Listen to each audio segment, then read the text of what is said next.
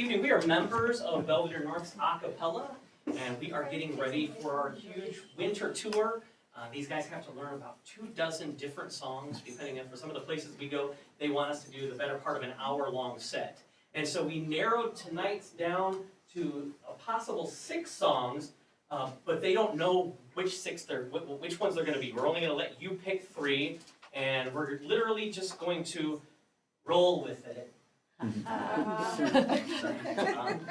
little bit. So we will let Dr. Shug, you get the first roll. All right, this is a big responsibility. What's What's it gonna be? Our first selection Kind of a weird angle is here. going to be Bring a Torch, Jeanette Isabella. All right, I don't even So know we're going that to come over song. from France.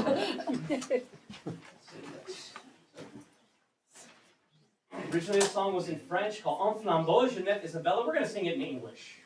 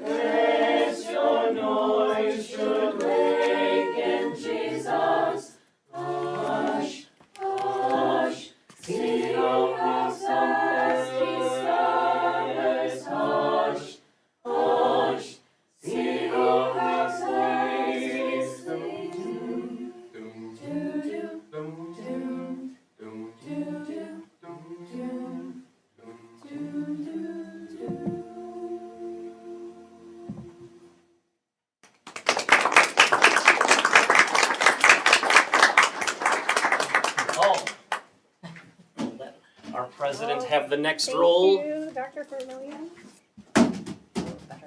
Bring a Torch, Jeanette Isabella. Okay. Should I just like set it down? If you have a favorite and you wanna. Okay, there we go. The First Noel. First Noel.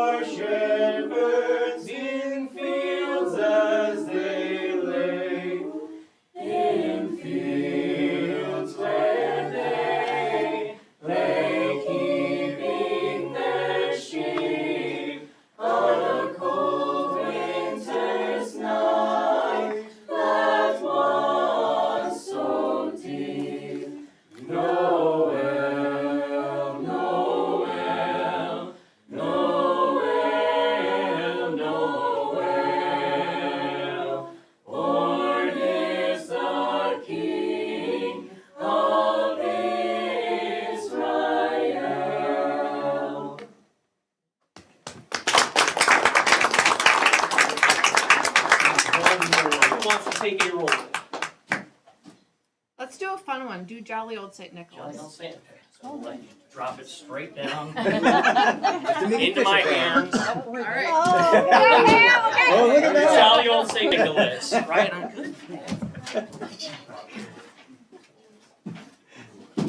If you know it, you want to sing along, sing along. If you don't know it and you want to sing along, sing softly.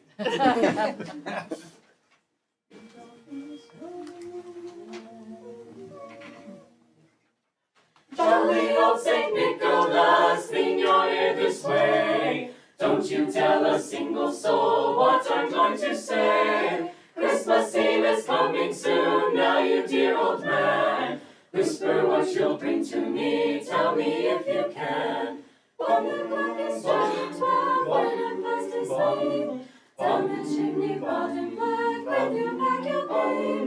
All the stockings you will find hanging in a row. One will be the shortest one, you'll be sure to know.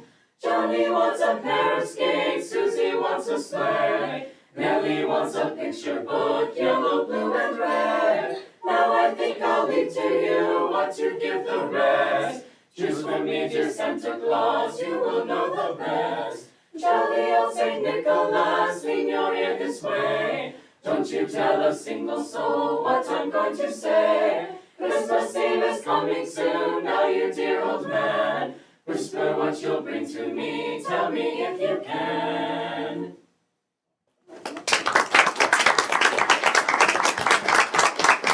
You're available on Tuesday, December 5th. You can come out to the PAC, 7 o'clock. See these guys, the rest of their group, as well as our other 4 choirs for our Winter Traditions program. Thank you so much for joining us tonight. Wonderful job. Did Janine get a picture?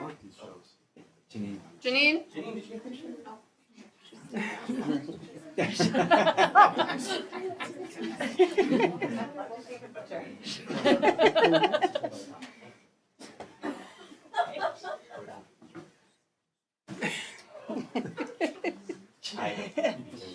I break your phone. Not on purpose, it just happens.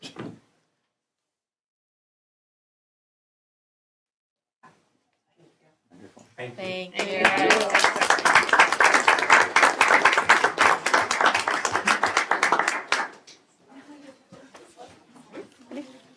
All right, it is now 6:12, and we are out of closed executive session. At this time, we will reconvene the regular meeting of the Board of Education with the pledge to the American flag. I pledge allegiance to the flag of the United States of America and to the republic for which it stands, one nation, under God, indivisible, with liberty and justice for all. Roll call, please. Mrs. Brenner. Here. Mr. Bucher. Here. Mr. Herrera. Here. Mrs. Haupt. Here. Ms. Mayville. Here. Mrs. Whitcomb. Here. Mr. Zickert. Are there any items on the agenda any members of the board would like to amend or move? Hearing none, do I have a motion and a second to approve the agenda of the regular meeting of the Board of Education, November 20th, 2023, as presented? So moved. Second. Member Herrera made a motion and Member Houck seconded the motion to approve the agenda of the regular meeting of the Board of Education on November 20th, 2023, as presented. Discussion? Roll call, please. Mr. Herrera. Aye. Mrs. Haupt. Aye. Mrs. Whitcomb. Aye. Mr. Zickert. Aye. Mr. Bucher. Aye. Ms. Mayville. Aye. Mrs. Brenner. Aye. Motion passed 7-0. At this time, we would like to celebrate our school students and employees in the district. I'll turn it over to Dr. Shug. All right. Well, first, I think we have a special opportunity for our board brought to you by the BHS Woot Woot Wagon. All right.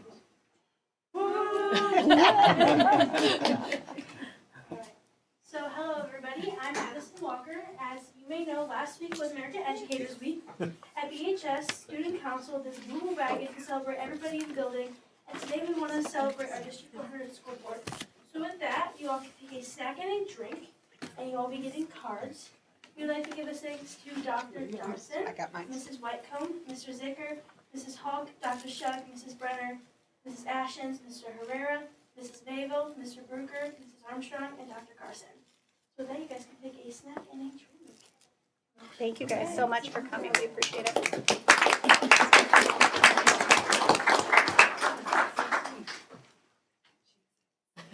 While we are selecting our snacks and drinks, I want to say a few words about School Board Members Day. It is to recognize the outstanding efforts of the nearly 6,000 elected school board members throughout the state. November 15th of each year is designated as School Members Day in Illinois.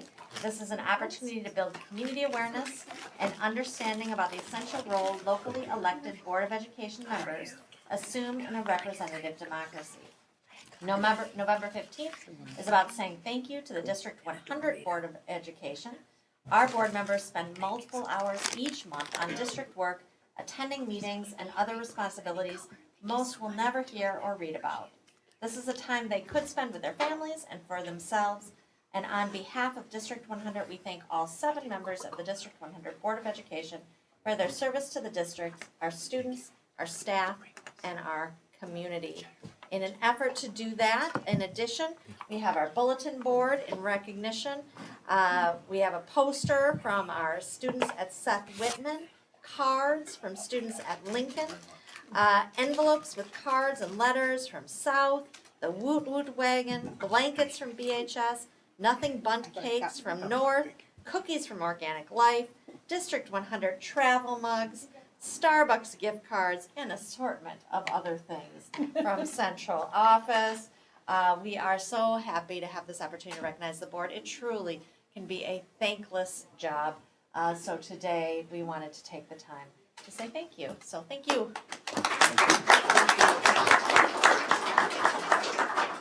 And also BEA. Oh, and the BEA gave board something that is here. At home. Thank you, They BEA. snuck it in. All right, fantastic. All right, at this time, we would also like to recognize, we have Caledonia Elementary School that's with us. They have received their HRS Level 3 certification. Congratulations to the dedicated school improvement team from Caledonia Elementary School for achieving this remarkable accomplishment of HRS Level 3 certification.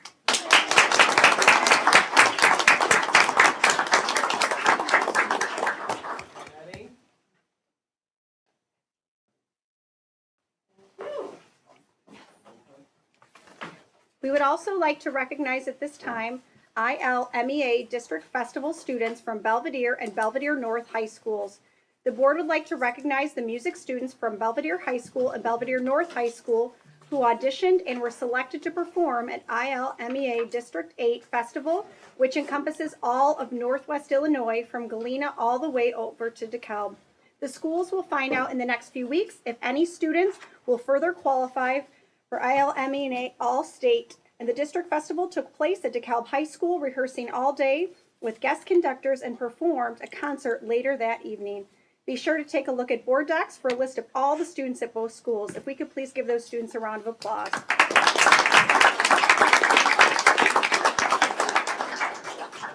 Yep. All right.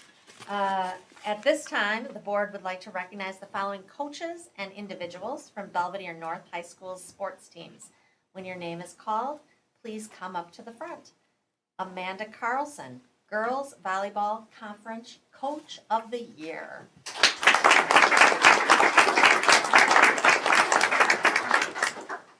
Rick Mateus, Boys Soccer Conference Coach of the Year. Dylan Naboo, Boys Golf Qualified for State. Andy Werhane, Boys Golf Conference Coach of the Year. Faith Anderson, Girls Swim and Dive Qualified for State. Lizzie Abbott and Liliana Mora, Girls Doubles Tennis Team Qualified for State. And Jesse Kramer, Boys Cross Country, qualified for state.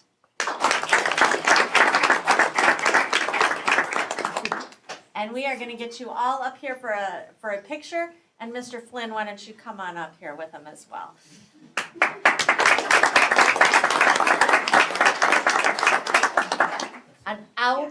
outstanding fall season. Fantastic work. Oh, and an injury. That's no good.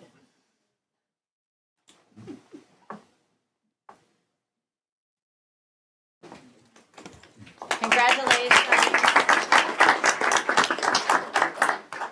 Next, the board would like to recognize the following coaches and individuals from Belvedere High School's sports teams. When your name is called, please come up to the front. Emma Pearson, girls golf, second time attending IHSA State. Is she here? She's my neighbor. I'm disappointed. Nina Fiore, girls cross country, third time attending IHSA State, ran the second fastest time in BHS history.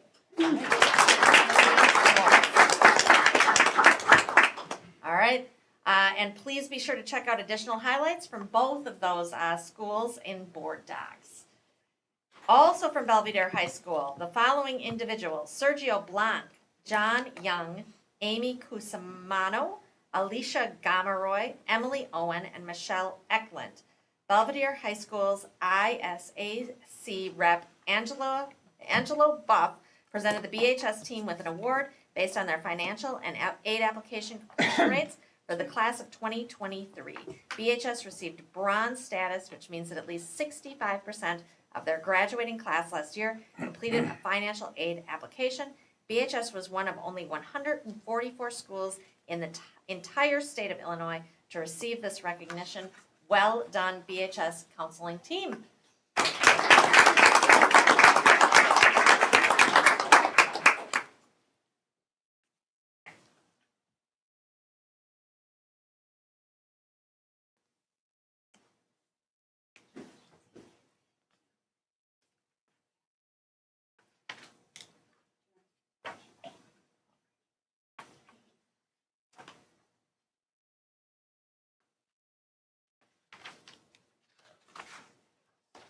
Filling out that financial aid application is the first step to going on post-secondary. Thank you for being here tonight and fantastic work.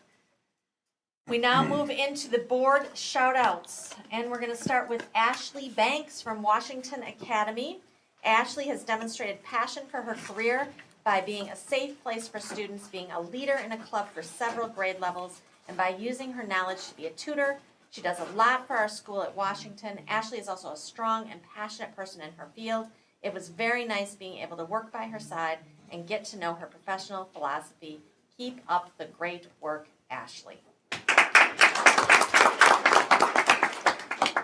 Cynthia Bowley, also from Washington. Cynthia here tonight? Ah, there she is. Come on up, Cynthia. Cynthia demonstrates collaborative contributions to culture within the Washington Academy school environment. She is very welcoming, she is passionate about teaching, and builds meaningful relationships throughout the building. She is always eager to step up and lend a hand to her colleagues with an optimistic attitude. Thank you, Cynthia. Jamie Bogus from Belvedere South. Jamie here? Oh. Had parent-teacher conference. Oh, well, that would make it hard for him to be here. But he is the IEP rock of our team and school, or she is the IEP rock of our team and school. She is amazing with all kids, and the kids on her caseload are especially lucky to have her in their corner. Working with Jamie last year as a co-teacher has been a great experience, and I will always be grateful to her for her collaboration and support my first year with the Patriots team. Congratulations, Jamie. We have Sammy Canfield, also at South, not able to be here tonight. Sammy Canfield is a wonderful multi-level math teacher at South, invites all staff, both new and old, to unite together with ideas, suggestions, concerns, and questions, further enhancing the building's home away from home climate. She is a strong asset to multiple committees and collaborates well across both interdisciplinary and grade level teams, along with building the amazing partnership co-teachers must have in order to support her students best. Sammy strives to meet the individual needs of all students, both academically and social-emotionally, maintaining strong personal connections, achievable high expectations, all while using a genuine, understanding, and warm, tough love and firm approach for all of our South Middle School students. Thank you, Sammy. Alexandra, also from South, Alexandra Carmus.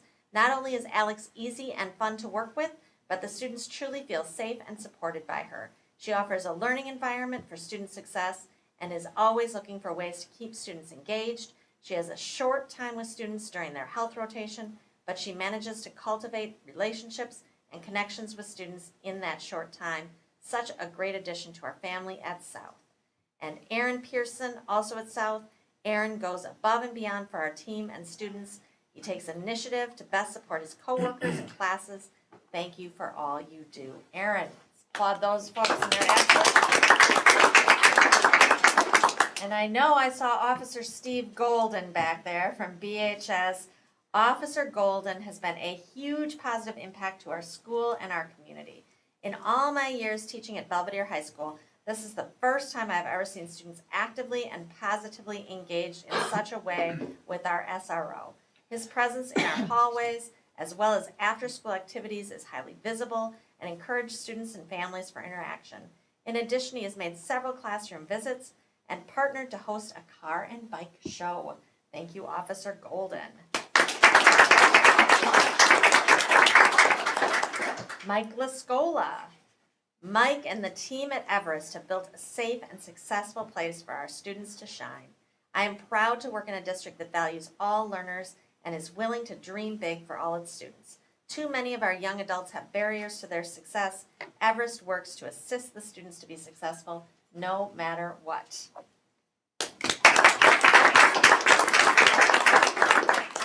Colin Krull. Colin consistently shows his dedication to his department and to the district by volunteering to take on the hard tasks, follow through with staff, eagerness to solve even the most complex of issues, and always a positive experience to collaborate with. It is truly a gift and a pleasure to have Colin in our Building and Grounds Department here in District 100. Melissa Ramirez. Melissa does an outstanding job. How she keeps everything organized, I will never know. She is the perfect person to welcome new employees to District 100. She is a true D100 gem. Congratulations to all our board shout-outs this month. Karen, have your picture. Janine's gonna get you for a picture. Yeah. Gotcha. Yeah. When's Everybody's favorite part. We're heading to a year now, so it should be after testing.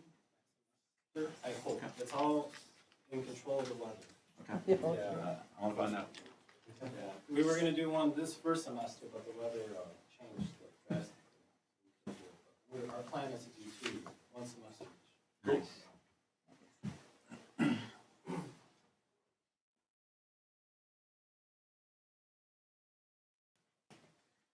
Oh, you get another picture?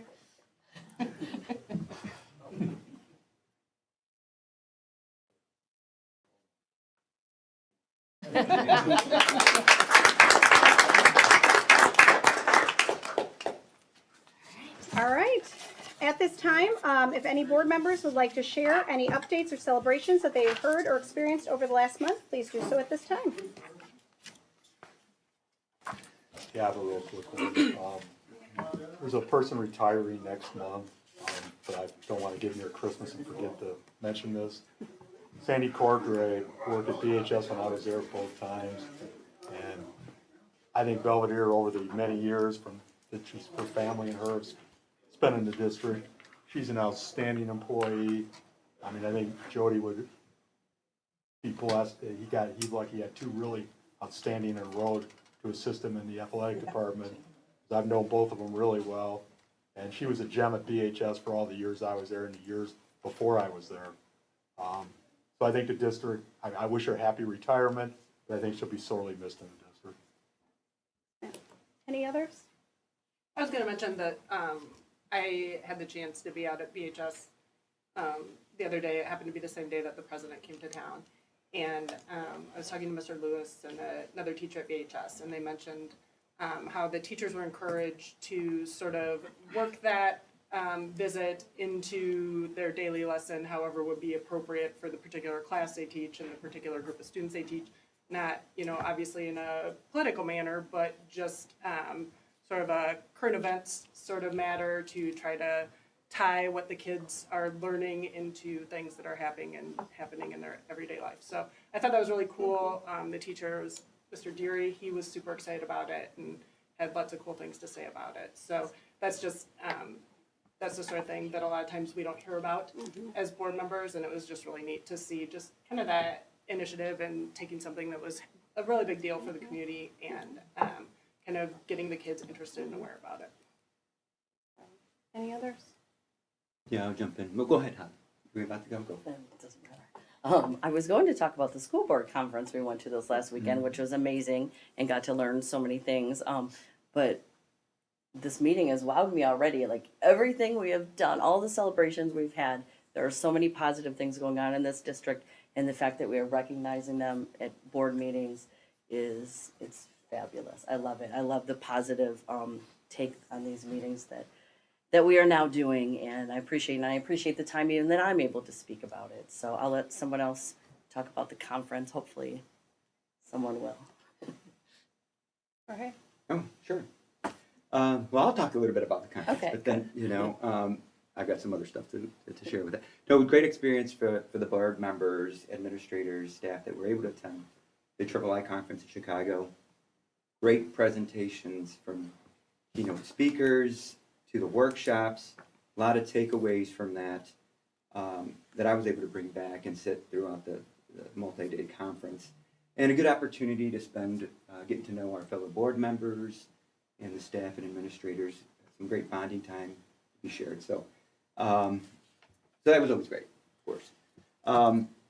But also I had the opportunity last Tuesday actually, to attend the Boone County Foundation breakfast for the 2023 grant recipients. And I was delighted and pleased to see that Belvedere High School Music Boosters were awarded a grant there for their programming. So shout out to them for their hard work in cooperation with the Rockford Symphony Orchestra to bring some special programming for the schools.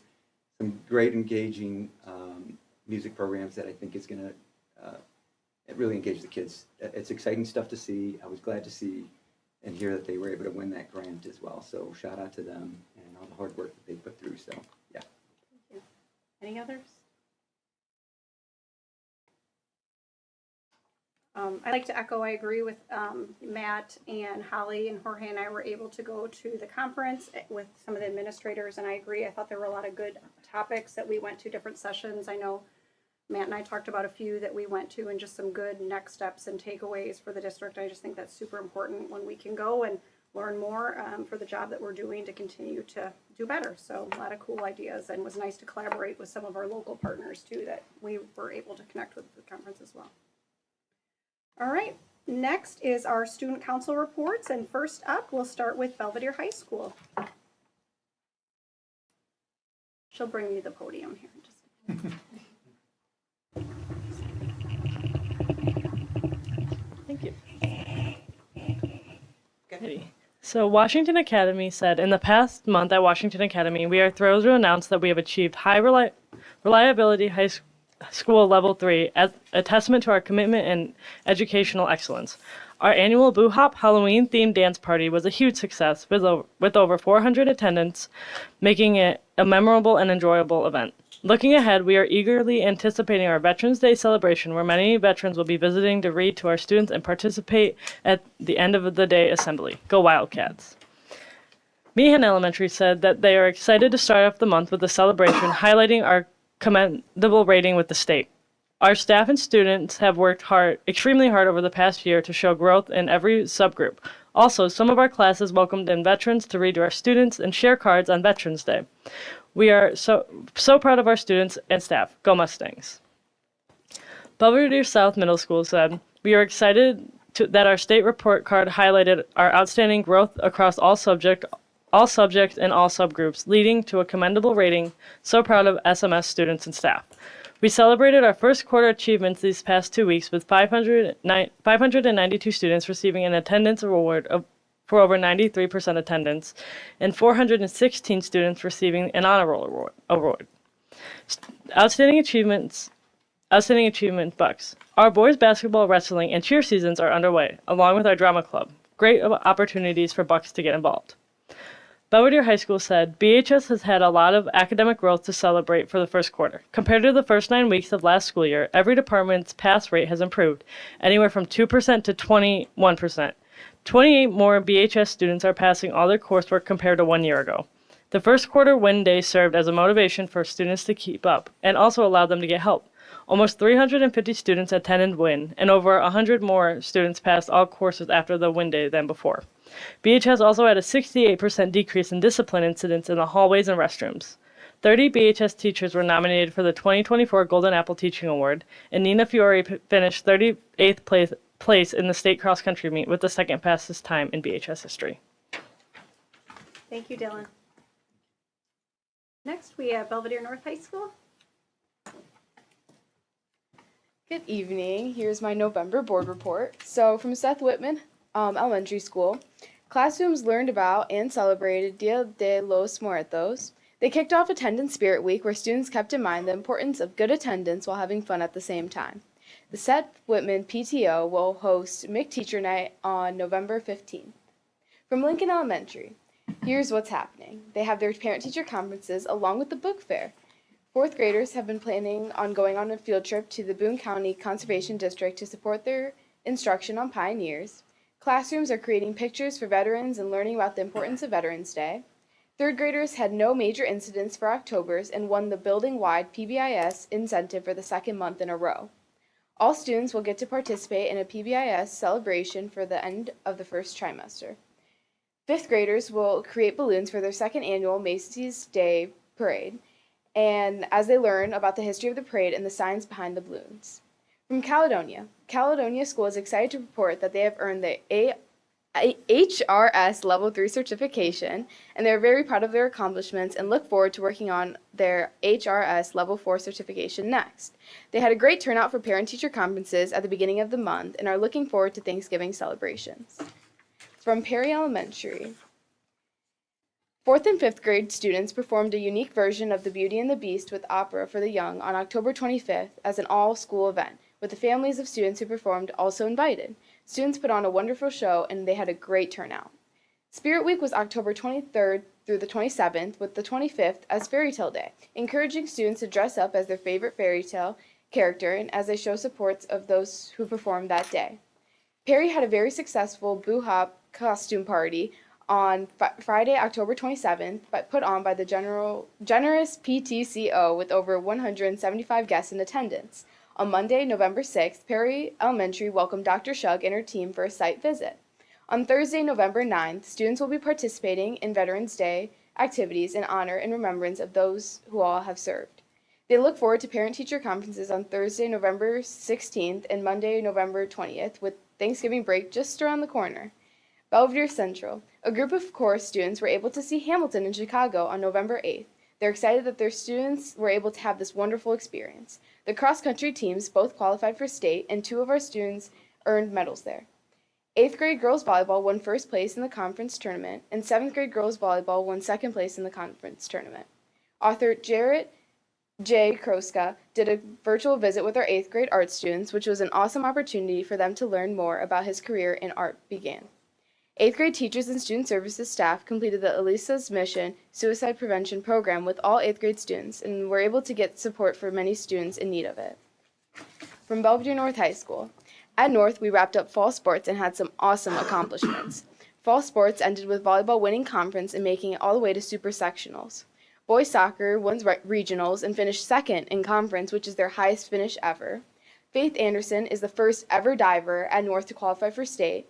Boys golf won conference, and football went very far into the playoffs. We also ran some first quarter data, and I'm happy to report that we have had a 55% decrease in total major referrals from last year. We have also seen drastic improvements in student academic data from a year ago. Currently, 15% more students are passing all of their classes than a year ago, and students' behavior has been great. Another thing to add is that our completely all of our fall sports season was amazing, and also our classes have been all so smoothly, and thanks to you guys. Thank you. Thank you, Rhea, so much for coming. Thank you, ladies, for coming as usual, and you're welcome to leave if you'd like, but thank you guys for your updates. We appreciate you. All right, at this time, members of the public and employees of District 100 may make public comments. As a reminder, any person appearing before the board is expected to address the board only at the appropriate time as indicated on the agenda and follow the directives of the board president to maintain order and decorum. Identify oneself, limit comments to 3 minutes, and conduct oneself with respect and civility towards others, and otherwise abide by board policy 8:30, visitors to and conduct on school property. We have one that was turned in so far from Sarah and Jason Winters, if you would like to come forward at this time. Hello, good evening. Thank you for having us, first of all, and letting us speak. It was enlightening to come here and listen to all the good that is happening. Unfortunately, I have to bring light to some of the bad that is happening. All of these things that are happening are completely in vain if our students can't learn. They're being put in disruptive classrooms where their ability to learn and pay attention is severely disabled. We have 4 kids in your district. We moved specifically here to be in your district, 7th, 4th, 2nd, and kindergarten. Specifically tonight, I'd like to talk about the kindergarten classroom, which saddens me and should sadden you, because that is the worst classroom that that my child is in, our child is in. She is being physically assaulted multiple times. She's not able to pay attention. She is now scared to go to school. The administration is aware of this. Dr. Shug did take time out of her day to discuss with us, and she has put in one solution, but unfortunately, it happened again even after that solution was put into place. So we are asking you to please take some action. This is completely unacceptable. And if you don't think it is, I don't know what you're doing here. Thank you.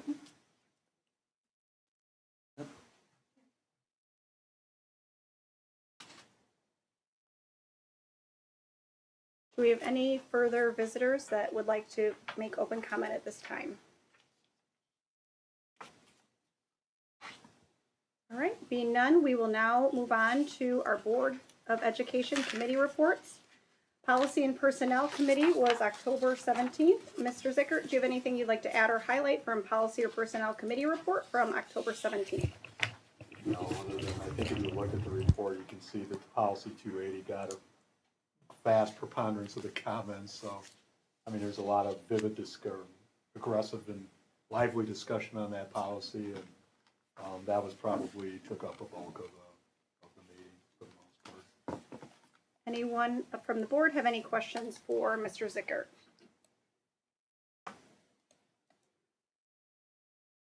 Okay, first reading of Policy 2150, committees brought forward from the Policy and Personnel Committee from October 17th. Does anyone have comments or concerns before forthcoming for final vote in December?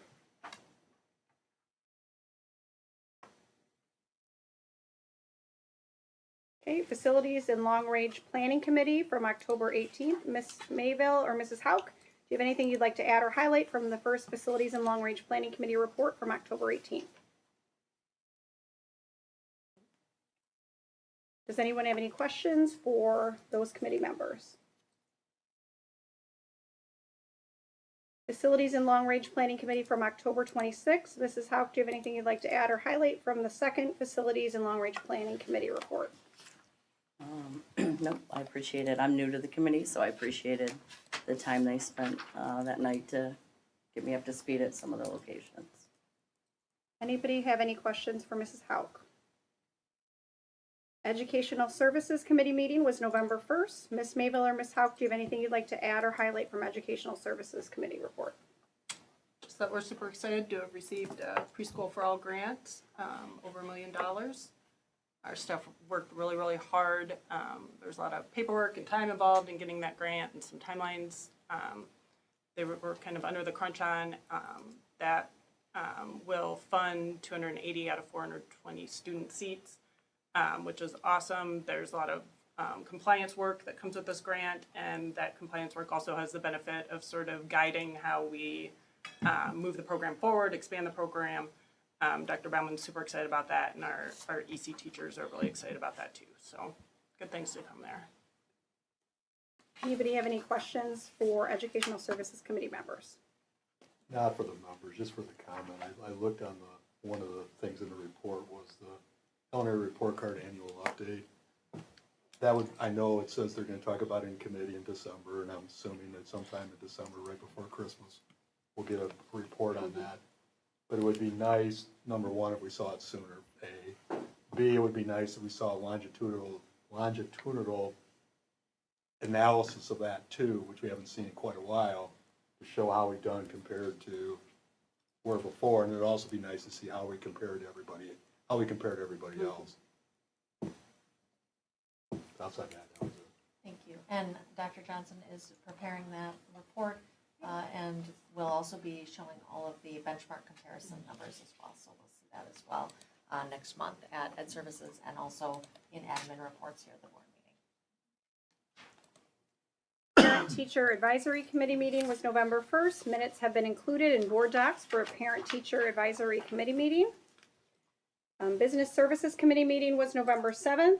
Mr. Herrera, Mr. Bucher, do either of you have anything you'd like to add or highlight? No, I mean, we have some 4 items that will show up in roll call. Outside of that, nothing. Anybody have any questions for Mr. Bucher or Mr. Herrera? Policy and Personnel Committee from November 9th. Mr. Ziegert, do you have anything you'd like to add or highlight from the second Policy and Personnel Committee report from November 9th? No, I think some of those we're gonna see in a little while, and I think the only other thing is that we talked, and I probably should have included this on the first one, but I think we finally settled it on the second one on the 9th was, there never seemed to be an opportunity to talk about first readings, especially when they came out of committee, so this is the opportunity to comment on first readings if you wanna do that, so that's it. Anyone have any questions for Policy and Personnel or other comments in related to that matter?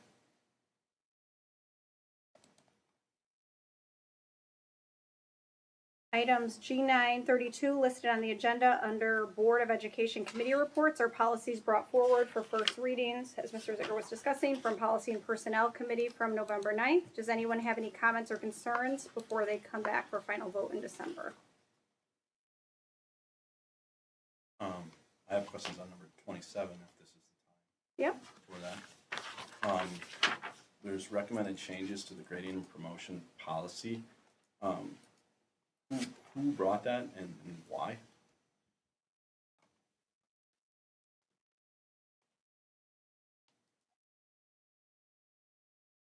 It was brought forward by Ms. Mayville at one of our first meetings. We've had 3 policy meetings, right, Matt, where we've probably talked about that topic. Yeah. So the committee, that committee has done an awesome job this year. There's a lot of staff that are on it that have come, and there's been discussion in relation to that. Some of the discussion was around the revisions for there being confusion, for example, like if there's something that's not changing, right? It might not be something that necessarily needs to come to the board for approval on an annual basis or part of our discussions in relation to that matter. For example, like, obviously, like district handbook, right? When we approve that, it comes forward based on there being changes. We'll still see it tonight as normal, but in the committee work that Mr. Ziegert and I worked through, the intent would be in relation to that only it would come forward for a vote of a full board if there were significant changes and it was going to be something different. And obviously, the revisions that were proposed here don't have anything to do with changing how we're assessing students, and that's what the committee spent some time talking about too. It still doesn't answer really why. Because this is a policy allows the board once a year to see what we are doing with grading and promotion, which is, in my opinion, the most important thing we do, right? That's where the rubber meets the road. And prior to this policy being put in place, so the reason I ran for the board, there was no place for that. And if you change the policy to where it doesn't have to come to the board, then where is the time when we review that and see that and have any chance for the board to comment and or vote on it? So if it was to be changed going forward again, then it would come to the board and we would Okay, vote on but it. if it wasn't changed, right, so say right now. So if we stay with what we have, A, B, C, D at the Okay. high school, PBG at elementary, Right. we wouldn't vote on it But- again because it's staying the same. But say we have, but there's all different parts of it too. Where is the point where we get a review where we see what's exactly happening? Because this is the kind of thing, when this policy, when I created it, I came and asked the superintendent, and I came and asked every member of the board, right? And they had no answers. So where do you get your answers then, when we don't have a yearly time? I think it's the most important thing we could possibly do every year. I don't know a parent out there that wouldn't want the board to have a time every year where we see what we're doing with grading and promotion. I don't understand why you would want that. I mean, what are we hiding? Shouldn't we be looking at that every year? It's the most important thing, especially, and for transparency's sake, if you look at our district scorecard, to not have this policy goes against about 4 or 5 of the bullet points on the district scorecard. Our number one need when we did the strategic plan by everyone was,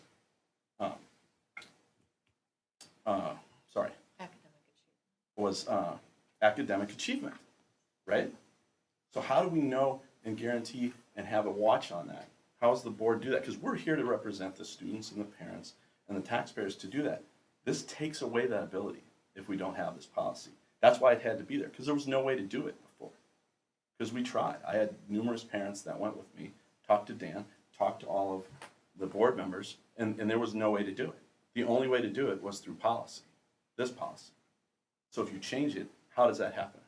And Matt and I have had a lot of discussions, and honestly, what's been brought forward here, Tom, is, you know, a middle of the road compromise that a lot of people said on the committee, union members, other committee members, to say that yes, if it does change, obviously we should have input on that. If it's different and going forward is different, we should have input on that.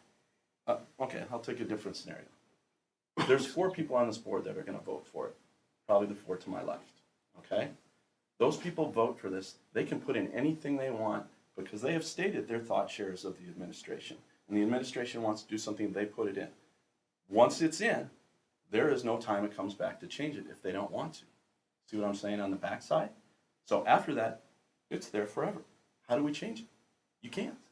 Not unless someone comes again and rechanges this policy. Why would anyone not have a review once a year, not have the chance to vote on it once a year? I don't know a parent out there that wouldn't want us to vote on it once a year. I don't get it. Well, It's I like, wanna- why would we not want to do that? I want to state, I was not the only person having these discussions. I mean, we had 3 meetings worth of discussions. Right, and they're mostly administrators at that No, meeting. no. If you look at our new policy committee notes template, you can see who's on there, and they're not all administrators, Tom. That's not accurate. I mean, I didn't hear that there were any concerns from you before this evening. Matt, had you? From Tom? Yeah, I have. I think one of the things, I'm not, you know, Tom, whatever he wants to say, that's his position, not mine, or it could be mine, it doesn't matter. But I think one of the things we need to look at, though, that I got after the fact, I got some emails after the meeting from some of the teachers, not a lot, but some. That were on policy or that were not on That policy? read what happened. On the committee Knew what notes. happened from the committee, and said that one of the parts they're struggling with is, I'll just give you a quick example. For instance, they said at the last release day, early release day, that this 4 secondary schools went over trying to align and standardize rubrics to standards, which makes sense. Yeah. I don't disagree with that at all. And that was one of the reasons I wanted to do that to start with back a long time ago. Yeah. But what they said was the secondary were told that anything that would have received a 2 in PVGs could not gain anything over 60%. That was the limit, so it could be 60% or less. The elementary schools, though, in Mastery Connect, go from 60 to 85%. So some of the people in the middle school are especially troubled that you have a child that thinks a 2 is pretty good, which it is if it's 85%, and even 70, may be good enough. But when they get to the secondary schools, it's barely passing, if even passing. So we're sending mixed messages when we do stuff like that. And I also think, and I brought this up to Cassandra before, so this isn't the first time she's heard this, is that about a month ago I told her that I got an email from a few teachers who have kids in the district that were very disappointed that when they looked in Mastery Connect, they had 2 grades for one standard for the whole year, since August till the first week of March, I'm sorry, the first week of November. And that was a troublesome thing, because they need to know where their kids are. That was 2 grades for the whole day. So I think those are the things, I mean, I wasn't necessarily against a compromise if we're not gonna change it. But I also did say, I didn't think it's too cumbersome to spend a little time to talk about what we do for grading and stuff like that every year either. I mean, I do think, especially based on an email we got this weekend too, I think it just, I don't know, I go back and forth. I'm not trying to back down on what I said before. I do think it's not that unimportant. I mean, I do think it is important. How we do it, I guess that's debatable, but I would like to see us do more stuff like reporting on that than less. Because I've always been an advocate of, like in the old, and I'm talking about the old days being like 10, 12 years ago, when every October we'd get a report from every school on how they were doing academically based on the previous year and the previous year before Yeah, that. and that to me makes sense. That makes good sense. And we could say, I think part of the discussion, that we had, Matt, at policy was like arbitrary timelines don't make sense. That aligns with obviously when we're getting school report card data and things like that. I'm just saying, I don't know that we need to vote on something if it's not changing. I'm not opposed to that we're getting additional updates in relation to our grading practices or our assessment scores or Illinois, designations. So who determines significant changes? Well, the policy doesn't say They significant took out, changes. Is that significant? So any change, so any of the slightest little change has to come, correct? Wow, it's written. Any change Any change of any approved- kind. to the approved grading policy would need to come.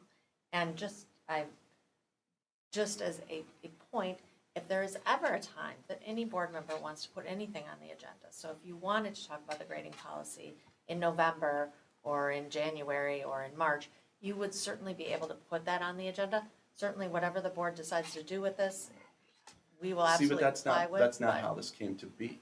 I was just a parent when this happened, right? And when you don't have, that's giving absolute power to the administration. There's no way to question it, because there's not a time of year to question it, right? It doesn't happen. If you have that date, people can bring out their concerns. A lot of teachers don't want to bring out concerns because they're afraid of retaliation, right? This gives you that date that they get to do that.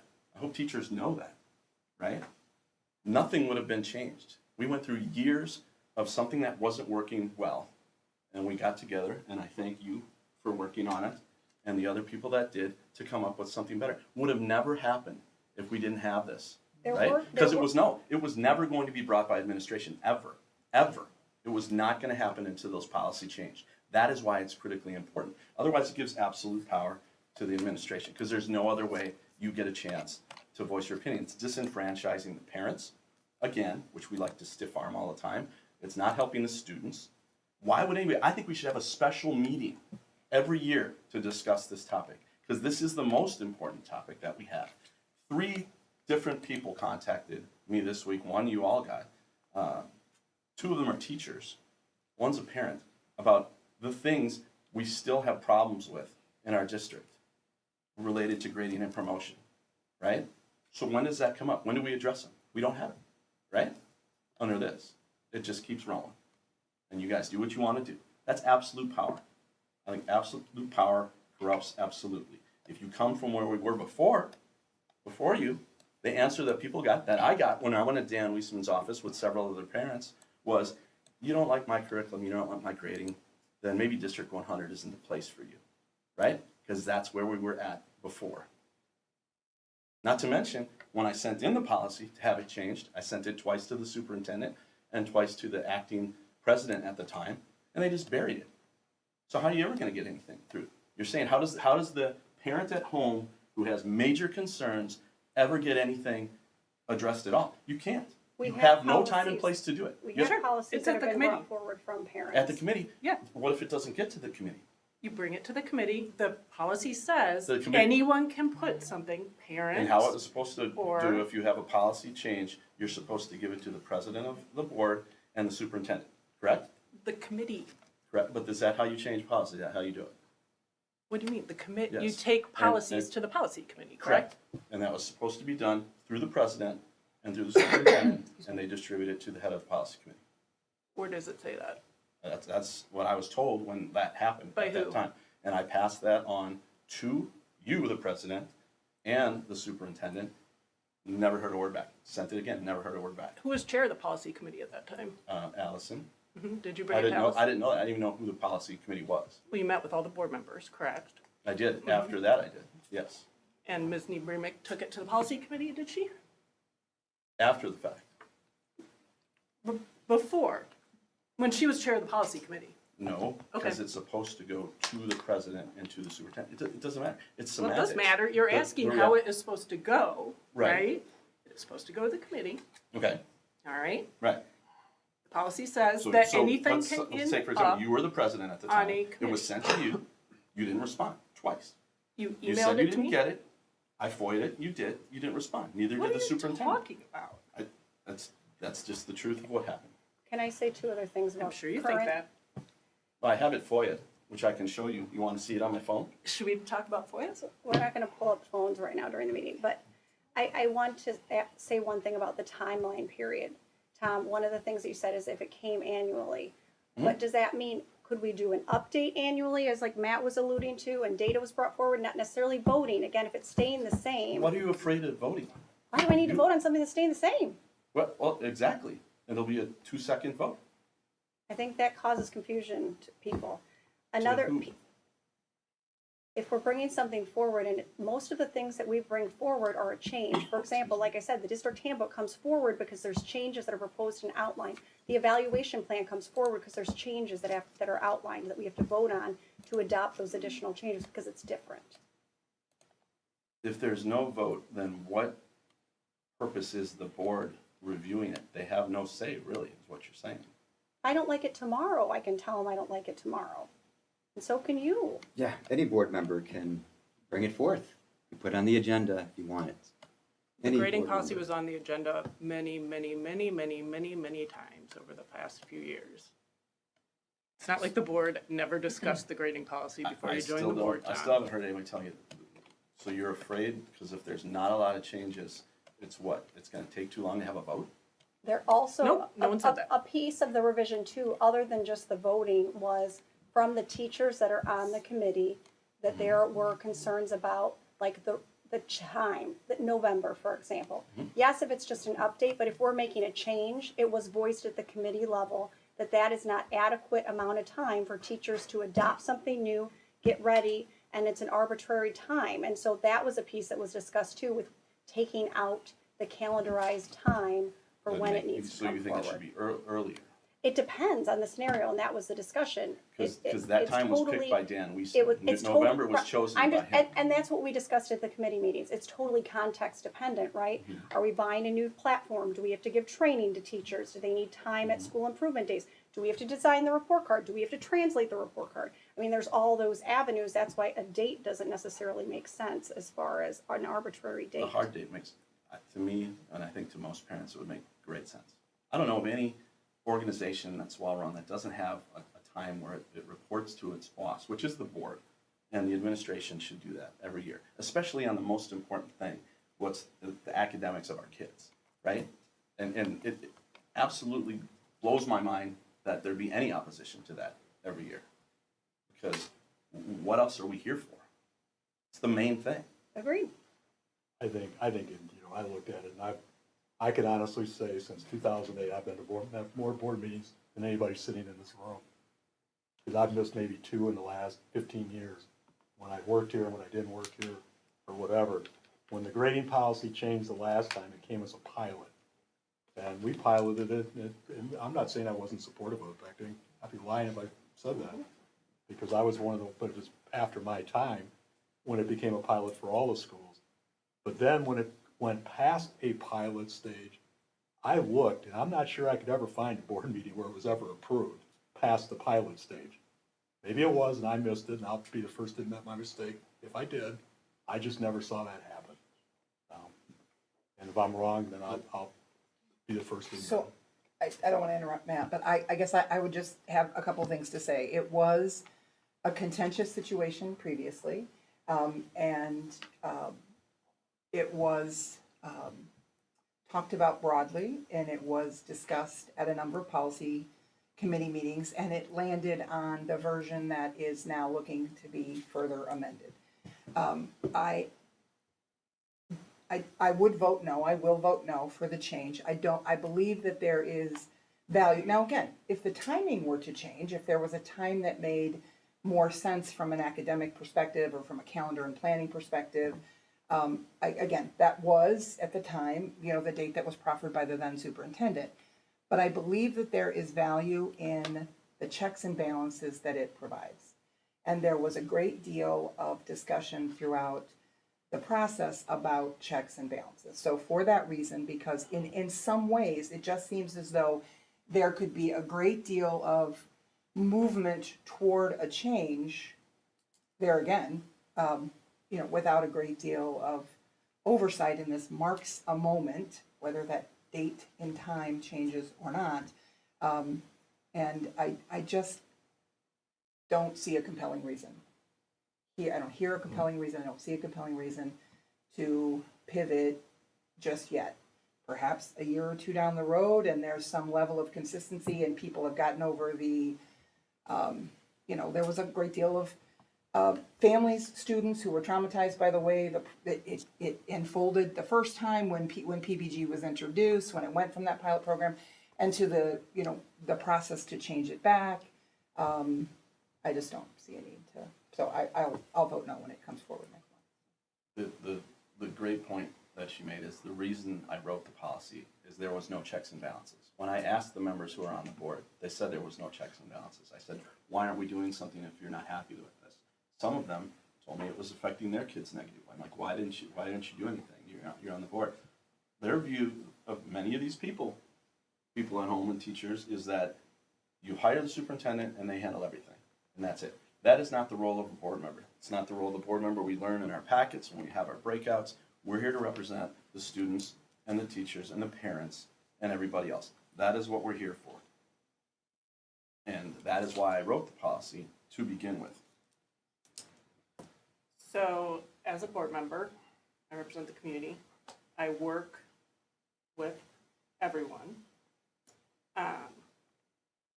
I disagree with Tom's assessment of what he was told, at least by me, when I sat down and met with him for 2 hours at Culver's about the grading policy.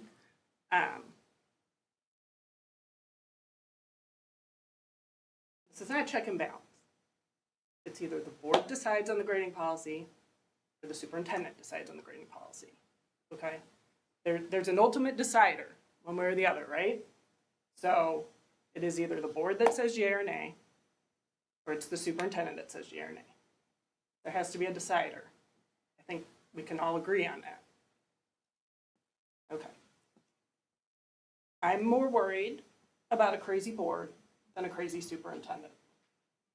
I'm going to, there's no,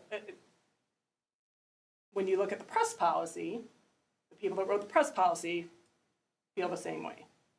And when you look at the grading policy of every single other district in the area, those districts feel the same way. And the reason I'm most worried about that is the absolute hash that this board made of creating their own layperson grading policy in the months after they voted down the grading policy with nothing to replace it. You saw, everyone saw what happened there. I don't want to go through that again. I proposed an amendment back when we were looking at Tom's policy, suggesting that the administration bring the grading policy to the board every year. People got angry about that amendment, immediately voted it down. There was no interest in compromising or discussion about that. It was move the decision from the superintendent to the board, period, which is fine. That's the way it is currently. Understand that people are worked up about this. I don't have much more to say about it. This has been hashed over and over. I know exactly how Tom feels about the grading policy. He knows exactly how I feel about it. It isn't the grading policy. It is what it is. The press policy is what it is. I would much prefer to go back to the press policy. So I don't know why Tom isn't taking this as a win. I had proposed to go back to the press policy. Because in the end. I know, because it's not your policy anymore. No. Well, Who's the person bringing it? You, the change. Right, I'm saying, None you of the keep referring policies to are it as your individual board policy. members' Because I wrote it. Okay, let's I'm wrap, aware. let's wrap up It's this discussion in the last Well, minute. no, I have a little more to say, but it is a checks and balances. And what everybody needs to remember is, how did it come to the point where I had to write a policy? How did we get to a point as a district where 80% of the people, when they were surveyed, the teachers, didn't like what we were doing, and nothing was done about it for 5 years by 4 of the people that are probably going to vote for this change? That should be concerning to people. That should be an eye-opener to people. That's false. That's false? Yep, What that's was- false. What did the surveys say when we went, of whether people wanted to change what we were doing or not? And nothing really got changed. When I asked, why did we take it from grade school to junior high? Why did it go from junior high to high school? Where is our data collection for this? I treat staff. Absolutely I'm not abominable. treating anybody You do anyway. not put him in Okay, the middle the of two of this. you, I can I ask you a asked that you question. both would come to the policy meeting. If you have concerns, Tom, because I didn't hear those until tonight. I come can to ask the- a question Come though, to the right? next meeting. Please wrap it up with a question so we can move on with the agenda. Thank you. When we had the grading and promotion meetings after, and we had the breakouts, and the breakout on grading and promotion happened, and I asked, we were leading the discussion, I asked, where is the data prior to 2019 when we went over all this? And the answer is, we did not have data from prior to that. What data? We Data can on go what? back, I'll go back and get the notes No, from that that's a meeting. legitimate question. Okay. Data on what? Okay, we On can, How we were doing, progress monitoring of what we were doing at that time. Mr. Zickert and Using I what? can get the data to bring to the next policy meeting from Dr. Carson or Dr. Okay. Johnson, who would be involved in that. Thank you. Anybody else on another item that they'd like to discuss? Can I just very, very quickly state, I just want to clarify for the record that in our committee's policy, number 4, the one that's on your agenda for tonight, it does clarify that the committee chair and/or board members assigned to the committee shall be responsible for collaborating as needed with the administrator on the committee for setting the agenda, facilitating the meeting, and completing the meeting minutes. I don't want anyone thinking that there's no way to bring an agenda topic to a committee. There is that, and there's also always the opportunity for anyone at the committee meeting to share something with the committee at that time. So I just want to So be, has I that just want been- people to know Can I just So say, that's that been is something. clarified. this just, Yes. was That it you last month can or the say month something, before? because I know there was some I was conversation. told that isn't the case. That We've had 3 meetings where we've talked about this Oh, topic. okay, but 3 months ago, that wasn't some people's view. well, this is, I'm just reading what's in Okay, the, in because the right, policy. because there was some conversation, so I appreciate you drawing attention to that. There was some conversation in meetings about, you can't say something because you're just a person at the meeting. Yeah, so So what I'm we. just trying to clarify Yeah, that so that's to been that clarified. point, we Okay. have a template that we've attached, if board members saw it. Yeah, I That Matt saw and I you used at the last meeting, and so to that point, Tom, like what you're saying, so now anybody that's at a meeting is able to bring up a topic, if it's something quick, like when's graduation, it might be dealt with at that time, we would put on the notes. If it's something specific, like can we see the achievement data longitudinal for the last 3 years? Oh, sure, that's something that we can add to the next meeting. So there's one already, Matt and I, that a teacher brought forward, have put on, and then it was an FMLA discussion that'll be brought to the next meeting. We didn't go into it at that meeting, but now it will be on the next agenda. So that'll be a template that all of us will use in all of our committees. So there's a difference between like submitting an agenda item to the policy committee and just popping up at the policy committee meeting and saying, It can be for, hey, and I for wanna any just talk committee about meeting. this." So if I want to So, go two to, different things. Right, so if I want to go to any committee meeting, there's an avenue where I could bring that concern forward as a teacher, as a parent, as a community member. And if it's quick, it might be dealt with then, or if not, could be on an upcoming agenda of that committee. Make sense? I do. Next on the agenda are consent agenda items. Are there any items on the consent agenda any members of the board would like to take out for separate consideration? Hearing none, do I have a motion and a second to approve the consent agenda items 2 through 13 as presented? So moved.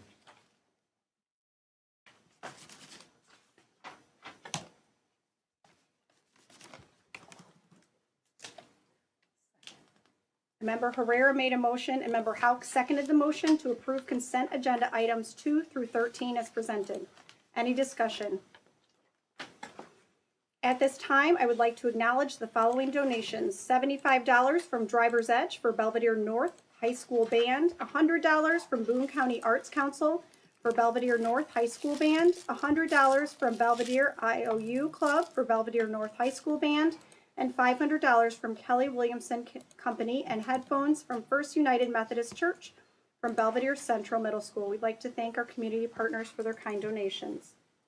Roll call, please, on consent agenda items. Mr. Herrera. Aye. Mrs. Hope. Aye. Mr. Booker. Aye. Mr. Zickert. Aye. Mrs. Whitcomb. Aye. Ms. Mayville. Aye. Mrs. Brunner. Aye. Motion passed 7-0. Do I have a motion and a second to approve all consent agenda items? I'm sorry. Moving on. Okay, next on the agenda are roll call items. The first 5 items are revisions to existing Board of Education policies. Are there any policies under roll call any members of the board would like to take out for separate consideration? Yeah, 1 and 2. 3 for me.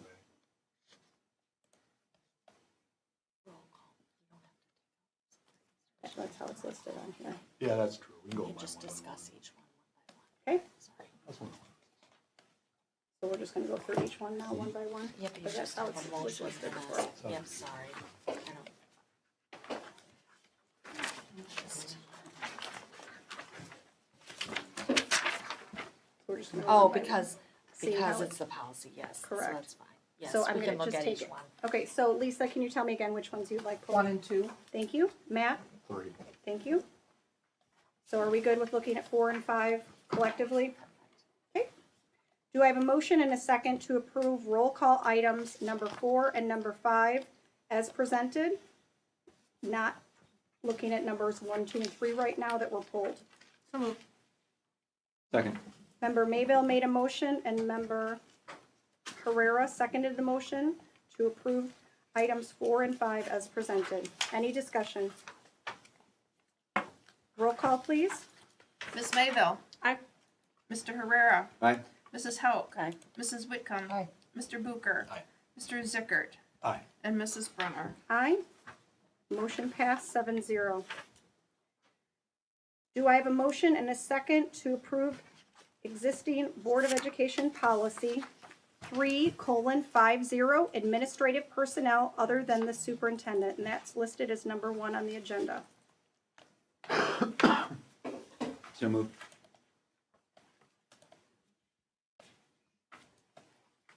Second.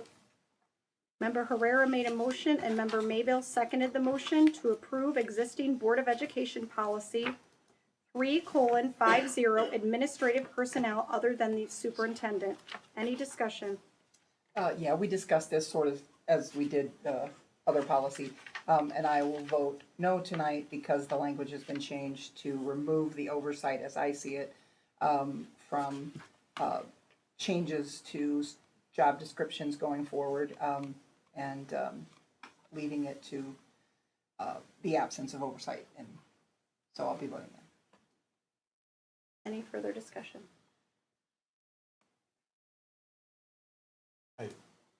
Yeah, I thought a lot about this one, and I didn't care too much until I actually did think about it, which is sad. I should have done better. Is that changing the criteria does make a difference to me. in that, especially when it comes to like job descriptions. We were gonna have an issue, we could have had an issue with that about a year ago, and it turned out we did, which is good, that's a good thing. But I just get a little nervous about that, because I think there's a lot of maneuver that can go on that, I don't know. I guess I just like it when it's a little more transparent, but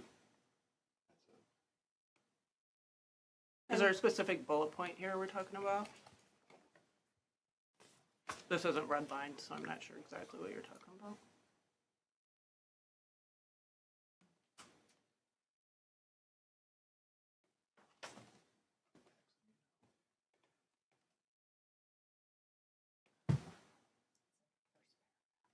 Yeah, near the bottom of the first paragraph. I got it. You magnifying glass now? Yeah, probably do.